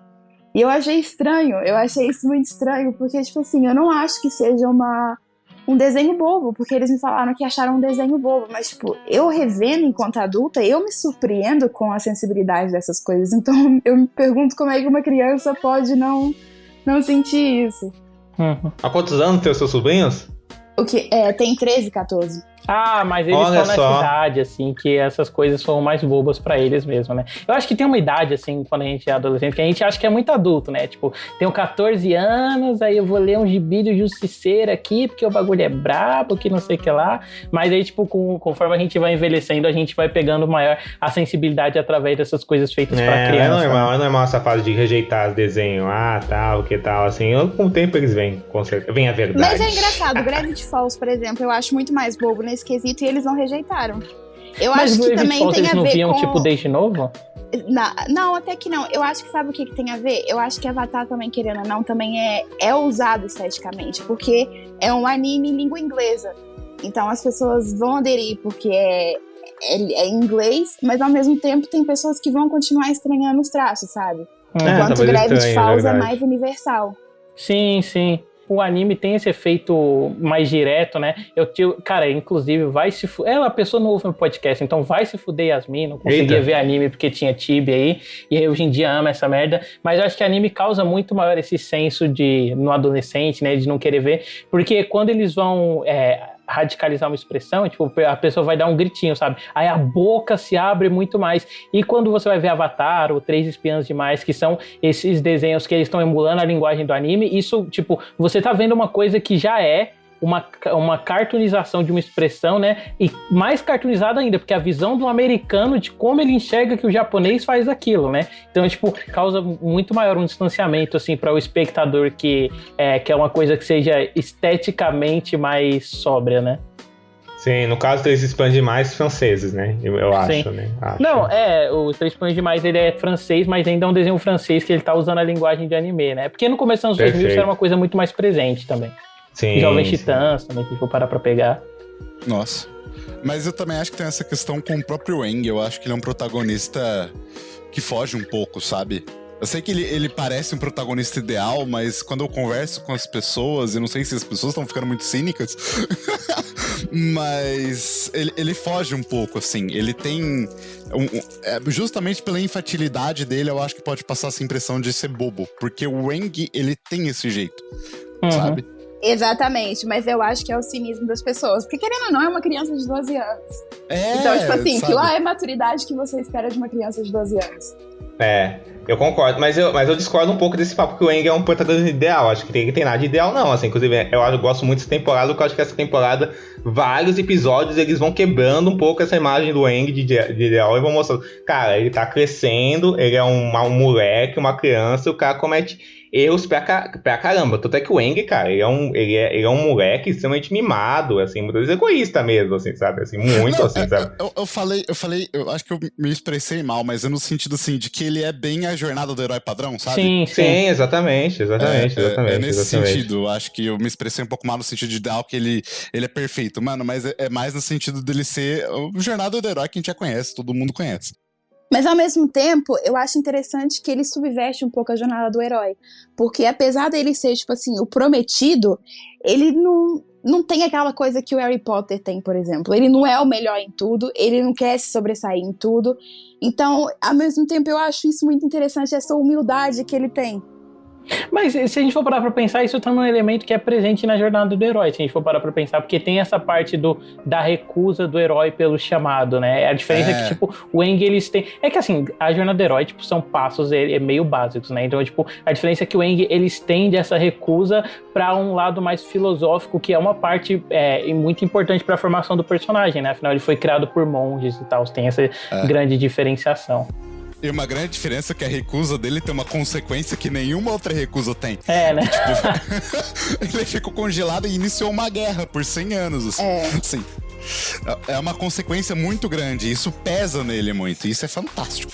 Fantástico. E que eu acho que uma coisa, esse negócio de jornada do herói e tal, legal, assim, e tudo mais, eu acho bacana. Mas eu acho que, tipo assim, é um negócio que todo mundo usa, né? E Avatar é muito inteligente usar isso. Só que, tipo, quisera, né? Todo mundo que usa esse negócio de jornada do herói, os escolhidos da vida, tem a dimensão psicológica que o Aang tem, né? Porque ele tem como o Renato falou aí, ele tem e ó que ele nem é o personagem que tem mais, assim, no Avatar. Mas esse negócio dele ser o escolhido, dele ser The Chosen One, assim, o lugar que ele ocupa, e o jeito que ele cresceu, a relação dele com os amigos, tudo isso é muito bem colocado, sabe assim? Então ele não é só o personagem escolhido, o protagonista forçado que vai salvar. Ele não é só tipo, o Luke Skywalker genérico ou o Harry Potter genérico. Não, ele é uma pessoa com seus próprios conflitos, sabe? Assim, com suas próprias características, assim, com suas próprias alegrias, sabe? E por aí vai, sabe? Isso que eu acho bacana, assim, sabe? Todo personagem de batalha, na verdade, nenhum é só o arquétipo, sabe? Nenhum deles. Assim. Uma coisa que eu acho bacana é que é tipo essa coisa do protagonista ele geralmente não ter tantas questões fortes, né? Porque é essa coisa tipo meio Harry Potter ou a Bela do Crepúsculo, no qual a personalidade do personagem ela é meio vazia, justamente para que o espectador se espelhe mais. O Avatar ele vai pro lado oposto, né? Porque o Aang, desde o começo, ele é um monge, né? Então ele já tem uma moralidade definida, ele é vegetariano, você tem essa série de características fortes que definem ele. Então, tipo, o seu olhar, ele é uma empatia que ela é construída através das características dele, né? Não é você simplesmente se projetando nele. De fato. Isso é fantástico. Até porque em vários episódios tem esse contraste de como o Aang, tipo, se sente um outsider totalmente. Tipo, ele não se encaixa naquilo que é o arquétipo de mundo naquele momento. Por exemplo, eu lembro que até com as pessoas que ele se sente próximo, por exemplo, quando a Katara e o Sokka se reencontram com o pai e eles sentam todos pra comer carne e tal, e o Aang se sente desconfortável, tipo, querendo ou não, é incrível, você cria empatia com ele por aquilo que ele é, e não realmente por você se espelhar nele, porque ele é totalmente diferente daquilo que a gente espera de um herói. Uhum. E aí eu acho que você já puxou tudo aí nessa cena que eles estão conversando com o Batu da tribo da água, né, que tipo é um amigo íntimo do pai e tal, porque eu acho que pra mim, pelo menos essa segunda parte do Avatar, ela, além de ser a introdução, né, dessa questão espiritual, eu acho que ela tem muito, não só um aprofundamento, né, dos personagens da primeira e tal, mas muito tipo relações do Aang aprendendo a ser o Avatar, né, a gente tem o episódio do Jet em que ele escolhe mal e a escolha mal dele a escolha ruim deles tem consequências. A gente tem o episódio da Tempestade, que a gente vê o passado do Aang e do Zuko. A gente vê o episódio do Espírito Azul, que é pra aprofundar de novo a relação do Aang e do Zuko. Aí depois a gente vê o Aang tendo que mentir naquele em que os personagens, tipo, eles meio que são o mesmo povo, né? Só que eles vivem brigando e tal. Então, tipo, é ele usando dos poderes de Avatar o tempo todo pra causas sociais, assim, nessa segunda parte, né? Isso eu acho muito interessante. Eu não sei se eu vejo tanto ele usando como os poderes de Avatar, porque eu acho que, principalmente no livro 1, eu acho que ele ainda tem, tipo, uma recusa muito grande em relação àquilo que ele é. Uhum. Então, eu acho que ele resolve as coisas da maneira mais humana possível. Não, sim, quando eu digo os poderes de Avatar é que eu me expressei mal, mas, tipo, os deveres dele como Avatar, ele tentando lidar com isso. Sim, eles, isso com certeza. Mas é interessante ver isso, do Aang, tipo, ser essa pessoa humana também, que ele, mesmo quando ele entra em contato com outros avatares, por exemplo, quando ele fala com o Kaiyoshi e tudo mais, ele sempre vai ver as coisas pela perspectiva de uma criança e da ingenuidade dele. Eu acho isso muito bonito. Sim. Nossa, e é legal, tipo, que a gente vê diferentes níveis da ingenuidade dele, né? Tipo, nesses episódios. A gente tem a ingenuidade responsável, que é o negócio dele com o Jet. A gente tem isso de maneira mais descontraída, que é, por exemplo, naquele episódio da Clarividente. E, assim, uma coisa que eu quero pontuar, que eu esqueci de falar quando a gente tava falando do episódio do Solstício do Inverno, são vezes em que eu adoro, assim. Isso é uma coisa que só, acho que só na minha cabeça, eu fico batendo palma sempre que fazem. Mas é quando uma série, ela quer usar uma piada com a tecnologia moderna, mas não tem, e aí eles procuram um recurso antigo para poder contornar essa piada, que é no caso desse episódio lá do Solstício do Inverno, né? O Sokka vai ter uma ideia, aí tipo, não tem lâmpada para colocar em cima da cabeça dele, mas aí a câmera dá um movimentinho para cima e tem uma lamparina, ele, aí tive uma ideia, e tem aquele barulhinho de lâmpada, sabe? Porra, eu adoro essas coisas. É uma sacada bem legal mesmo. E aí, eu acho que os episódios que a gente vale a gente comentar, né, antes de ir pro final da série, principalmente, é o Espírito Azul, né, e a Tempestade, porque a Tempestade, a gente tem um contexto maior, assim, do passado do Aang, né, inclusive é o episódio que apresenta o meme favorito aí da vida da Bianca, que é os meninos falando que o Aang não pode jogar, e o Aang, eu vou ligar pro meu amigo aí, é o Senhor do Fogo, né, causando a guerra e tal. E o Espírito Azul que a gente vê, tipo, o Zuko enquanto outra dimensão, né, ele tentando capturar o Avatar, mas sem poder mostrar que é o Zuko, né? E, aliás, criando um dos designs mais icônicos aí dos desenhos começando dos 2000, que é ele com aquela máscara azul, né? É, assim, eu acho, pra mim, a Tempestade, pra mim, é o episódio que dá os primeiros indícios, que o que a gente já viu já era excelente, mas pra mim a Tempestade dá os primeiros indícios que Avatar realmente é uma obra-prima, assim, sabe? Sim. E depois, na segunda temporada, o Zuko Alones consolida que Avatar é uma obra-prima. Mas aí a gente fala na segunda temporada isso. Mas sobre a Tempestade, cara, assim, a grande questão é que o que eu amo em Avatar é que eles realmente não têm medo de brincar com essas noções que a gente falou de arquétipos, de maniqueísmo, e de dar uma dimensão psicológica aos personagens muito forte, né? A gente tava falando do Aang aqui, é um episódio todo pra mostrar esses paralelos, né, que vão ficar cada vez mais fortes na série entre o Zuko e o Aang, né, entre o antagonista da série. Diego, cara, você falou isso, né, de serem paralelos e tal, e eu não tinha pensado, mas esse negócio da máscara do Zuko, se eu não me engano, é a máscara de Oni Azul, e o conto do Oni Azul, o conto asiático, ele na verdade são sobre dois Onis, o azul e o vermelho, né, em que um é meio que uma relação oposta, que ele se afasta dos outros enquanto o vermelho se aproxima. Olha que foda! Mas enfim. Foda demais, cara. É a maior série do universo. É isso mesmo. Isso tá no livro de arte, que tanto que eles fizeram o design do Espírito Vermelho. Ah, vai se foda. Melhor de tudo. Foda demais. Então, cara, é isso, né? Porque o episódio da Tempestade, ele tem uma dimensão narrativa, psicológica tão poderosa, porque aí a gente consegue entender o Zuko em sua forma máxima, na sua essência, né? Porque o Zuko, assim, aquele menino, ele é aquele menino ingênuo também, tal qual o Aang era, que queria o melhor para a Nação do Fogo e por isso defendeu os soldados dele, e por causa disso foi deformado, queimado, metade do rosto pelo pai, né, no Agni Kai lá, assim. Ele performa uma coisa que ele não é, né, que é essa figura fria, gelada, obcecada em capturar o Avatar. Ele tá preso dentro desse corpo, né, e o episódio, quando ele vai de passado e presente, ele vai deixando isso cada vez mais evidente, mesclando com a jornada que também é trágica do Aang, né, de também ter essa criança que tá presa ainda na infância, porque foi impedido de viver essa infância, aí aconteceu aquela tragédia dele acabar congelado, assim, dele perder todo mundo por causa do genocídio lá que rolou, e ele também, de certa maneira, também tá preso, assim, sabe? E o episódio vai pontuando isso com uma sensibilidade, uma força, uma delicadeza que é impressionante, sabe? A cena que o Zuko o rosto dele é queimado, aquilo é incrível, né? Assim, sabe? Aquilo de uma ousadia, aquilo é tão bem feito, né? Assim, né? A voz do Mark Hamill, a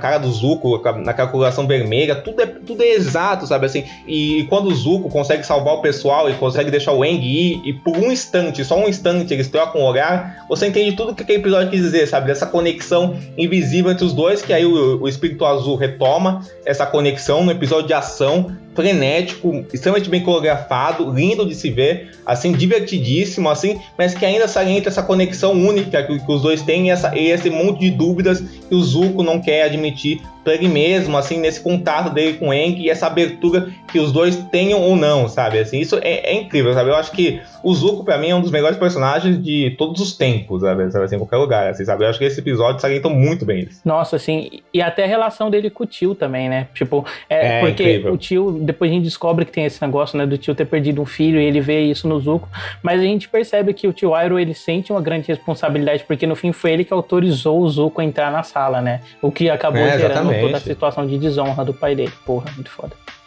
E eu ia falar que, tipo, essa questão dessa troca de olhares que o Diego falou, eu só consigo pensar depois no final da temporada, sabe? Que o Aang, o Zuko vai lá, ele tá lá invadindo a tribo do norte tal, e tá tentando sequestrar o Aang, e o Aang ainda tem empatia com ele, sabe? Eu fico, tipo...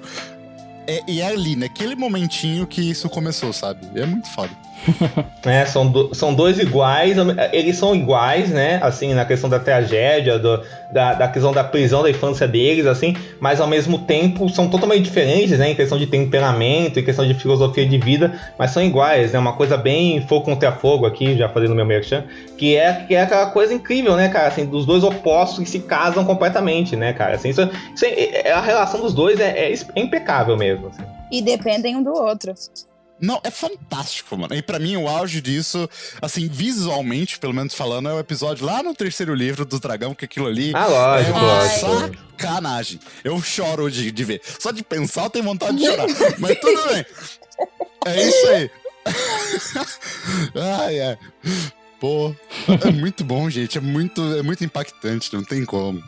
E eu acho que antes da gente ir pro final definitivo, né, a gente tem que comentar só o Desertor, que eu acho que é outro ponto chave, assim, na vida do Aang, né, que é a relação dele com a Dobra de Fogo e o medo da Dobra de Fogo, porque vem dessa questão de outro trauma que ele acaba sofrendo, né, porque se ser Avatar afastou ele de todo mundo que ele amava, de todas as relações que ele tinha, e é o que acabou fazendo ele ser congelado aí por 100 anos, dobrar fogo fez quase o equivalente disso, né, quando ele queima a Katara por acidente, assim, brincando com a Dobra de Fogo. É de novo essa coisa dele estar sendo irresponsável, assim, com os poderes dele de Avatar, né, e dessa vez não com os deveres, com os poderes mesmo.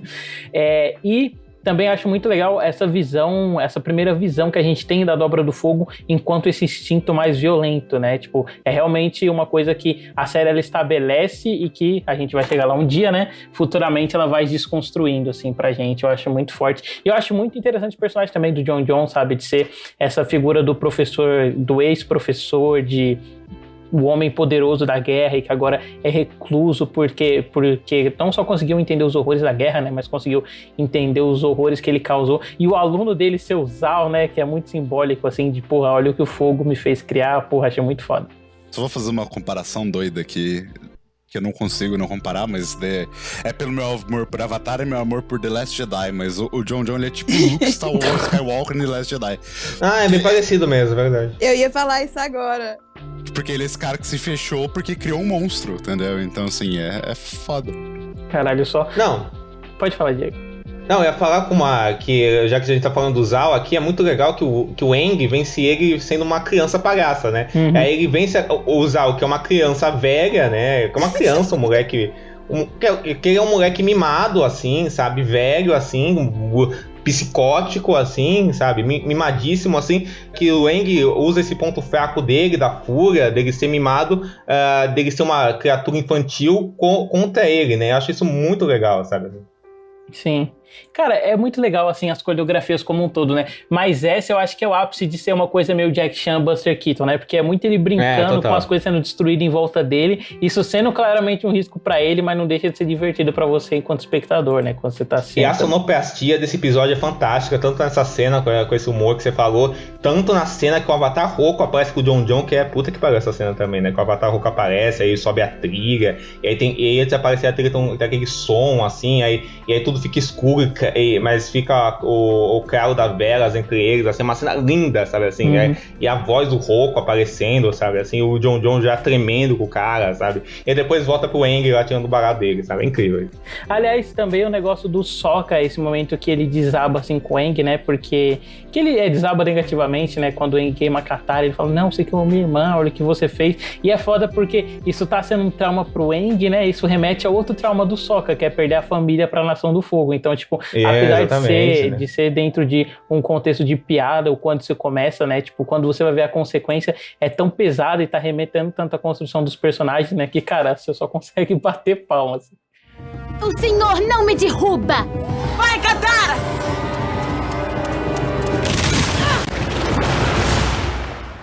E aí, né, a série se aproximando do final, a gente tem o primeiro contato com a tribo de Água do Norte, né?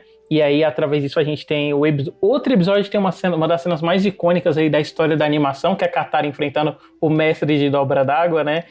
E que na dublado ainda gerou um outro meme muito bom brasileiro, que é aquele Você Não Me Derruba, com a Luísa Palomani falando errado, derruba. E, cara, como é forte, assim, a apresentação, porque a gente, tipo, eu acho que uma coisa que a gente não comentou muito, né, mas o quanto o design de produção e a própria criação de mundo, tipo, elas foram variadas, assim, nesses episódios em termos de background mesmo, porque quando você vai pro Reino da Terra, por exemplo, tipo, é todo umas pinceladas mais fortes, os negócios do Bumi, mas quando eles estão naquela florestinha com o bambu, tipo, o bambu, ele parece que ele foi meio que pintado em aquarela, sabe, é tudo bem diferente. Sim. E aqui a gente vai pra essa estética mais estéreo, né, do Polo Norte, mas ao mesmo tempo nunca é um estéreo que cansa, né, porque tá sempre sendo usado de maneira diferente, principalmente o contraste do branco e azul. Você percebe que é bem referente ao povo, né, ao mesmo tempo que, tipo, consegue te passar essa sensação de frio e de ser meio que um deserto de gelo, que eu acho muito bom, assim. E é legal porque passa essa questão dessa frieza que existe naquelas pessoas, né? Porque esse contraste de azul e branco, ele não é tão presente na tribo do sul, por exemplo. Quando você vê aquela aldeiazinha pequenininha, ela não passa a mesma sensação. Então, é bem legal, assim, é uma coisa até de classe social, né? Uma mudança de classe social até, né? Daquelas pessoas, né? É um choque absurdo de comparação, né? Não, tem até aquela cena que a Yue tá conversando com o Sokka. Nossa, como assim vocês não têm príncipe? Eu só cresci num iglu mesmo e foda. Os primos ricos, né?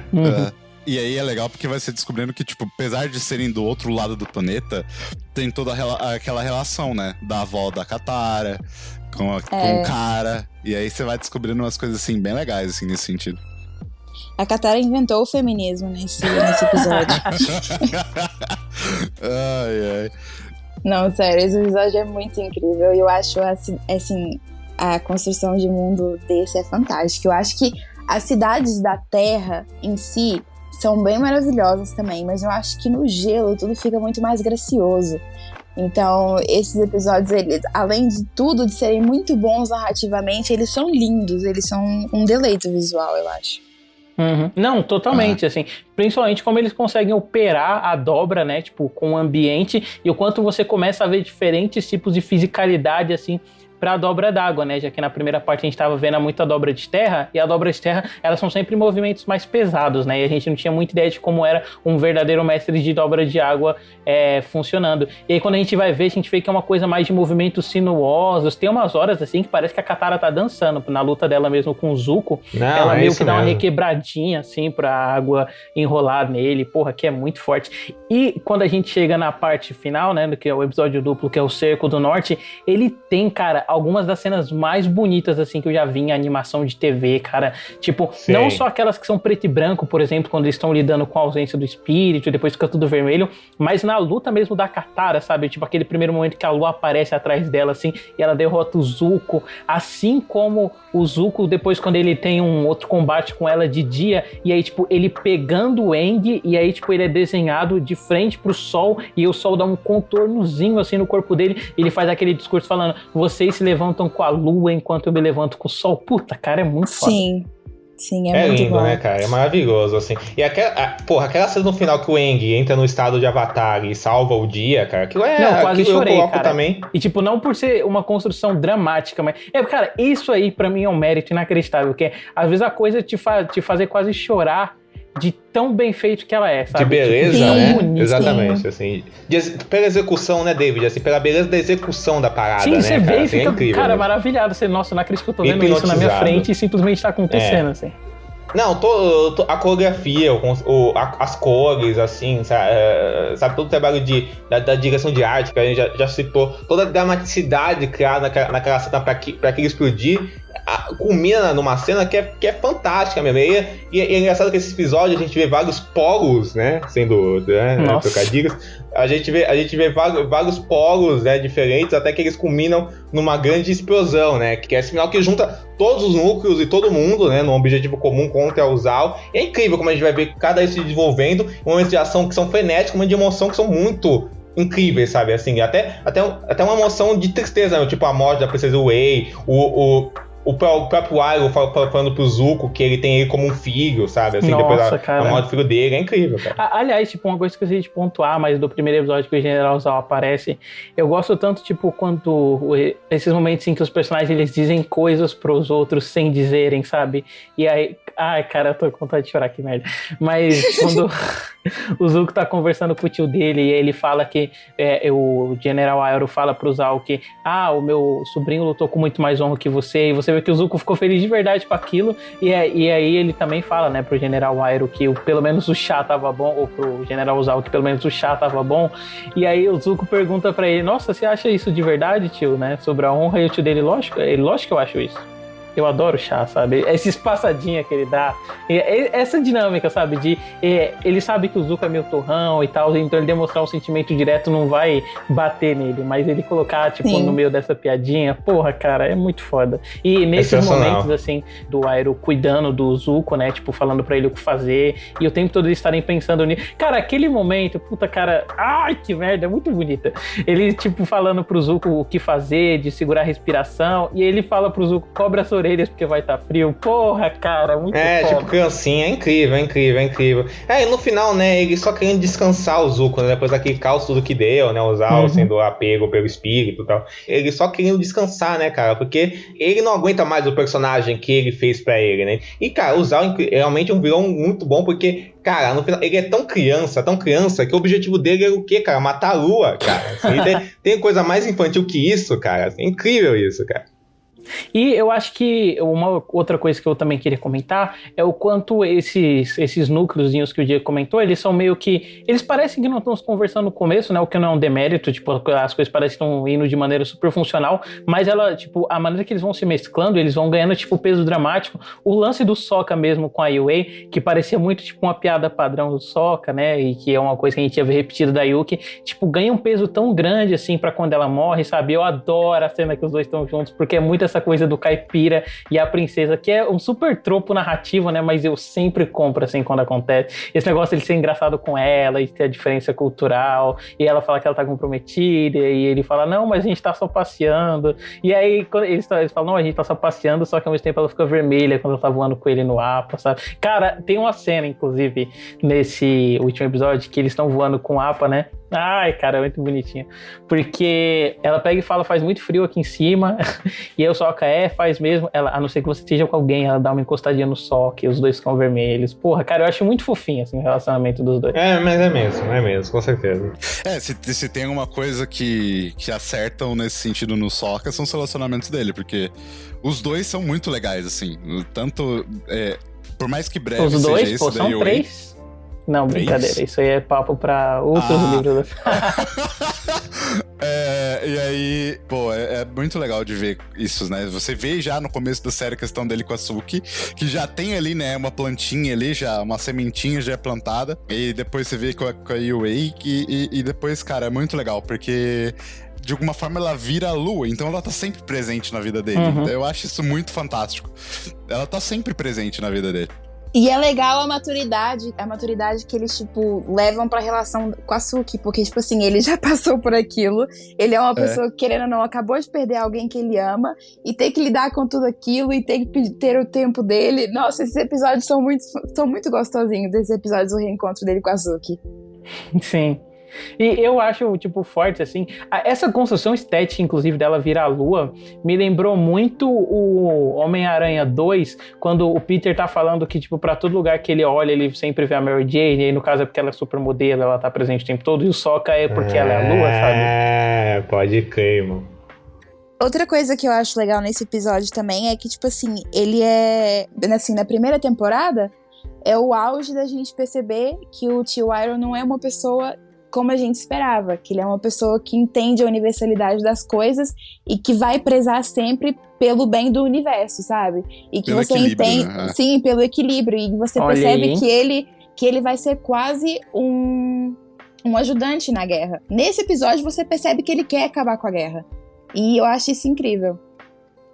E é legal porque, tipo, a galera não comenta muito isso, porque, logicamente, o arco de redenção do Zuko, ele toma os holofotes pra ele, porque é fantástico, mas o Iroh também tem isso. Porque se você for pensar que, tipo, quando você descobre as coisas que ele fez e tal, e ele continuava ali, né, dentro do Reino do Fogo, ele só se aposentou, mas ele tava ali. E ali, nesse final, ele toma uma posição, sabe? Ele quer impedir aquilo. Ele olha pros olhos e fala, não faça isso, cara. Na verdade, Renato, se você pegar o episódio lá da segunda temporada, o Zuko Alone, e pensar que depois dele teve toda a cronologia da série, a série inteira do que a gente não viu depois do Alone até o que a gente vê na série é a jornada do Iroh se recuperando também, recuperando o sobrinho junto com ele, né, na verdade, né? Então é muito isso, né, assim. E também, novamente, se recuperando por meio de uma tragédia, mas se reconstruindo diante disso, e reconstruindo afetos diante disso, que é o sobrinho dele, que vira um filho pra ele, tudo isso. E mesmo a forma como ele vai construindo, tipo assim, as relações que ele vai tendo com as outras tribos em Avatar, você repara que é meio que uma redenção que ele tá tendo.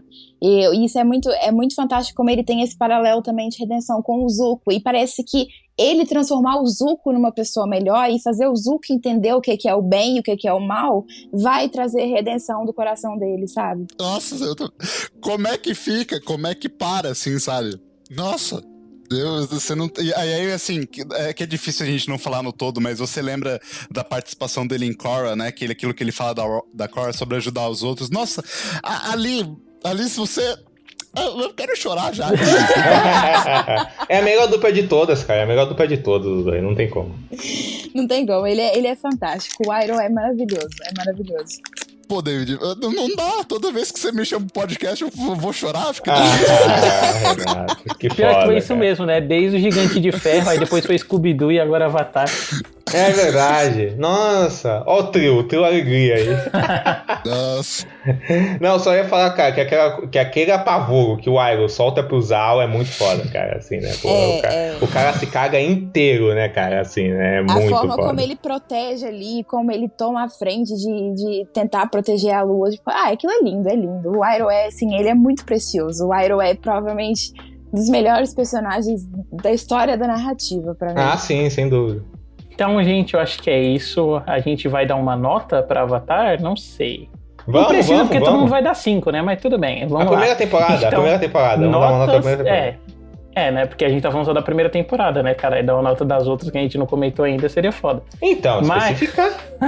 Então é isso, né, gente? Notas e conclusões finais aí sobre a primeira temporada da maior série já feita na história do audiovisual, né? Da parte mais importante do audiovisual que existe, que é a animação, né? E aí da coisa mais importante feita com a animação, que é Avatar, junto com o BoJack Horseman. Só pra destacar de novo.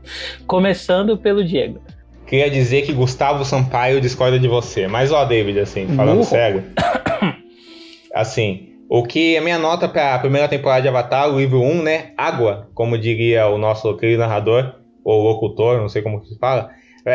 Cara, é 5, porque é espetacular, assim, sabe? Acho que é uma aula de apresentação mesmo, assim. Se eu fosse para pensar, eu acho que de todas é a temporada menos excelente, sabe, assim. Mas ainda assim é excelente, sabe, assim. Eu prefiro a segunda e a terceira, sabe, assim. Eu fico muito na dúvida qual eu gosto mais, se é a segunda ou a terceira. Eu acho as duas, assim, obras-primas, assim mesmo. Mas, assim, eu acho que ela deixa sementes muito fortes de coisas que a série vai aprofundar de forma muito fodida mesmo, assim, nas outras temporadas, assim. Então, tipo, essa temporada eu acho que não tem a dimensão de profundidade que as outras conseguem, mas ainda assim, ela tem uma dimensão de profundidade fora do normal, porque aí eu tô comparando ela com uma coisa muito extrema, sabe? Assim, muito extrema que a série consegue chegar. Mas dentro do que ela consegue chegar nessa temporada, é impecável, sabe? Assim, por tudo que a gente falou, é uma apresentação incrível que já salienta tudo que a série tem de bom e tudo que a série tem de potencial para melhorar no futuro e apresenta isso de uma forma impecável mesmo, assim.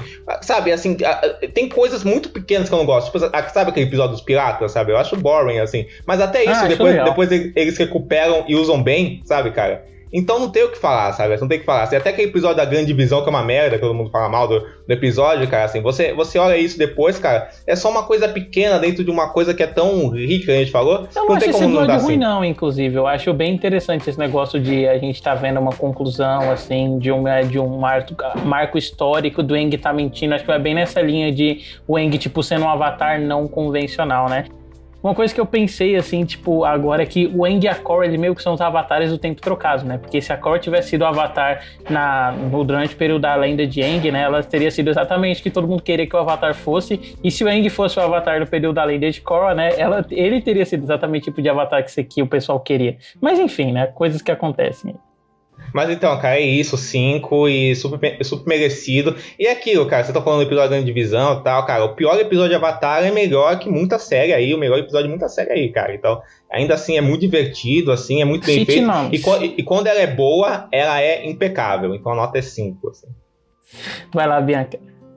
A minha nota é 5 também, não tem como dar outra nota. Assim, eu acho que o primeiro livro funciona muito bem como a introdução do universo.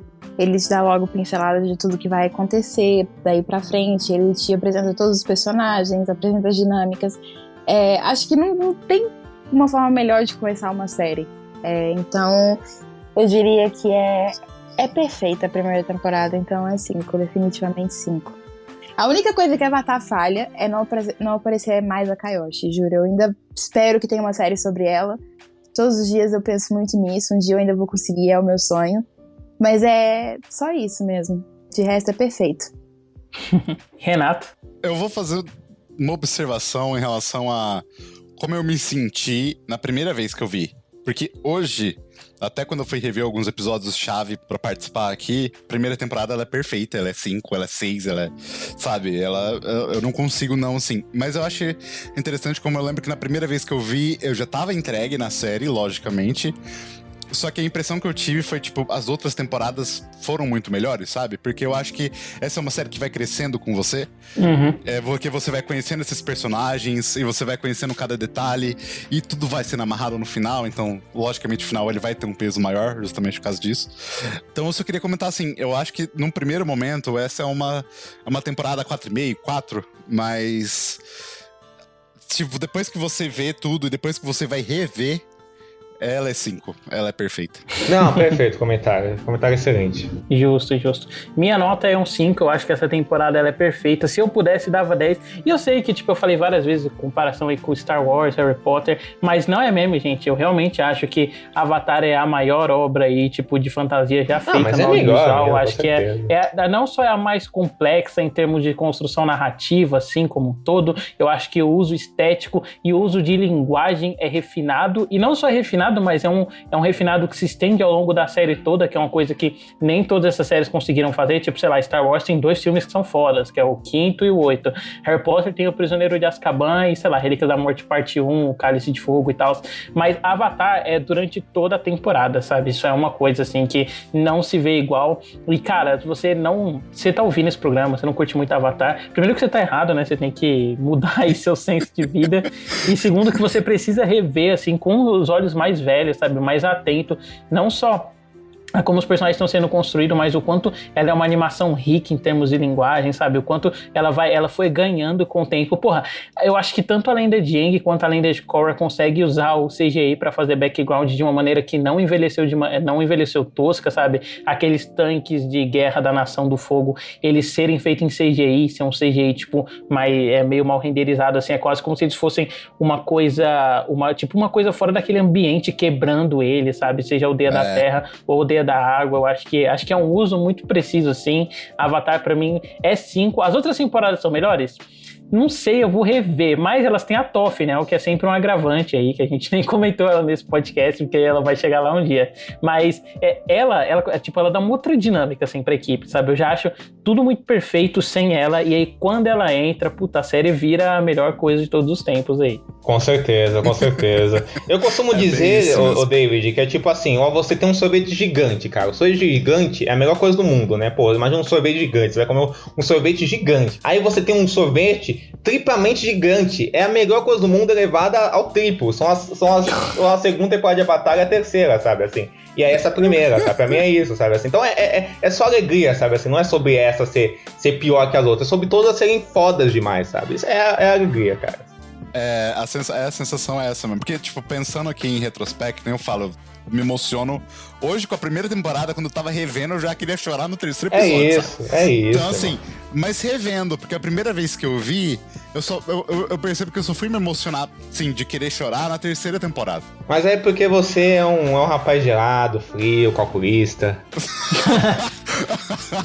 Renato, fã de Peaky Blinders, né? Mas é que eu acho que é a ideia de que a série ela vai crescendo, sabe? E aí quando ela termina, ela te tomou, cara. Se ela não te tomou, você tá errado. Cara, ó, vitória pessoal da minha vida. Eu vou levar isso pro túmulo como umas maiores conquistas da minha vida. Eu fiquei recomendando, minha professora de faculdade, ela tinha um filho, ele tem uns 6, 7 anos, não lembro agora. Acho que até 8, eu tô confuso, whatever. E aí ela ficava perguntando, ela via que eu falava de desenho com alguns amigos, e aí ela despretensiosamente chegou em mim e perguntou: o meu filho ele vê muito YouTube, essas coisas, você recomenda alguns desenhos? Recomendei Gravity Falls, recomendei Avatar, e eu recomendei Avatar com aquele brilho no olho, né? E aí ela já percebeu, todo mundo percebeu, um ano depois ela chega e fala: eu vi Avatar com meu filho. E assim, ela até falou que, tipo assim, o filho dela gostou, mas não achou a melhor coisa do mundo, mas ela falou que é uma das melhores coisas que ela já viu. E tipo assim, sabe, é isso. Perfeito. É isso. Perfeito. E é isso que no ponto que, tipo, alcança públicos completamente diferentes, sabe? Uma professora de história medieval mais velha e assistiu Avatar e adorou, então é fantástico, fantástico. Une todas as tribos, literalmente. Fantástico, cara. Sim. E eu vou falar onde a gente conta o trabalho de cada um, né? E aí, se tiverem mais alguma coisa para acrescentar, vocês digam. O trabalho do Diego você encontra em sites como o Cineplot, no site dele que é o Oficinema, no canal do YouTube dele, que tá voltando ativo aí, tá pronto para concorrer direto com o Zé do Bigode aí nos canais de cinema, fazem crítica. Isso aí. E também tem textos deles no Serialscast, né? Entre outros sites que você pode conferir no Linktree. Perfeito, David, é isso aí mesmo. Obrigadão, cara, a mim participar. Sempre, assim, foda falar de Avatar, principalmente com pessoas queridas, né, também apaixonadas pela série. Então, cara, foi um papo riquíssimo, assim. E ansioso, né, pra gente ter mais desses papos aí pro futuro, né. Acho que vai ter muitos dramas, conflitos. A gente, nos próximos, a gente vai poder configurar sobre os shippers, né, das séries que causam tantas guerras aí entre o pessoal. Então, cara, vai ser foda. O trabalho do Renato. O Renato meio que não trabalha produzindo sobre... Por aí, parece que o cara é vagabundo, né? O Cruzeiro meio que não trabalha, mas ele não trabalha produzindo sobre cultura, né, gente? Mas vocês podem achar ele no Twitter. Qual é seu Twitter, Renato? Eng Tenzi. Disse tudo. Agora, mais do que nunca, é oportuno, não é mesmo? É o nome do Eng e do filho dele, juntinho. E a Bianca, você encontra ela no Horror no Ar, né? Que é o podcast de horror que ela participa com uma certa frequência, assim. Ou dá pra dizer que ela participa quando dá, porque se a gente for pegar em termos de número de participação, ela é muito mais pinguim dançariner do que Horror no Ar Zete, né? Eu amo a sinceridade do David, cara. Não, eu tô mentindo? Eu não menti, né, cara? Você quer acrescentar mais alguma coisa? E Bianca? Eu não sei porque que o David tá me esculachando e me chamando de vagabunda no meu podcast, mas é isso, me encontrar no Horror no Ar, ou então no Instagram, que é Bianca Matos. E é isso. Às vezes também eu participo do Pinguim Dançarino, tô tentando fazer com que o David me coloque em todos os episódios de Avatar, então estarei por aqui. E muito obrigada, David, pelo convite. Nada. Então é isso, até semana que vem. No caso, mês que vem, porque a gente tá cobrindo Avatar uma temporada por mês, então você, espectador desavisado que tá pegando esse programa aí, você pode voltar a ver Avatar e acompanhar mensalmente com a gente. Então até mês que vem com o próximo episódio de Avatar. Falou, gente. Tchau. Falou, galera. Muito obrigado.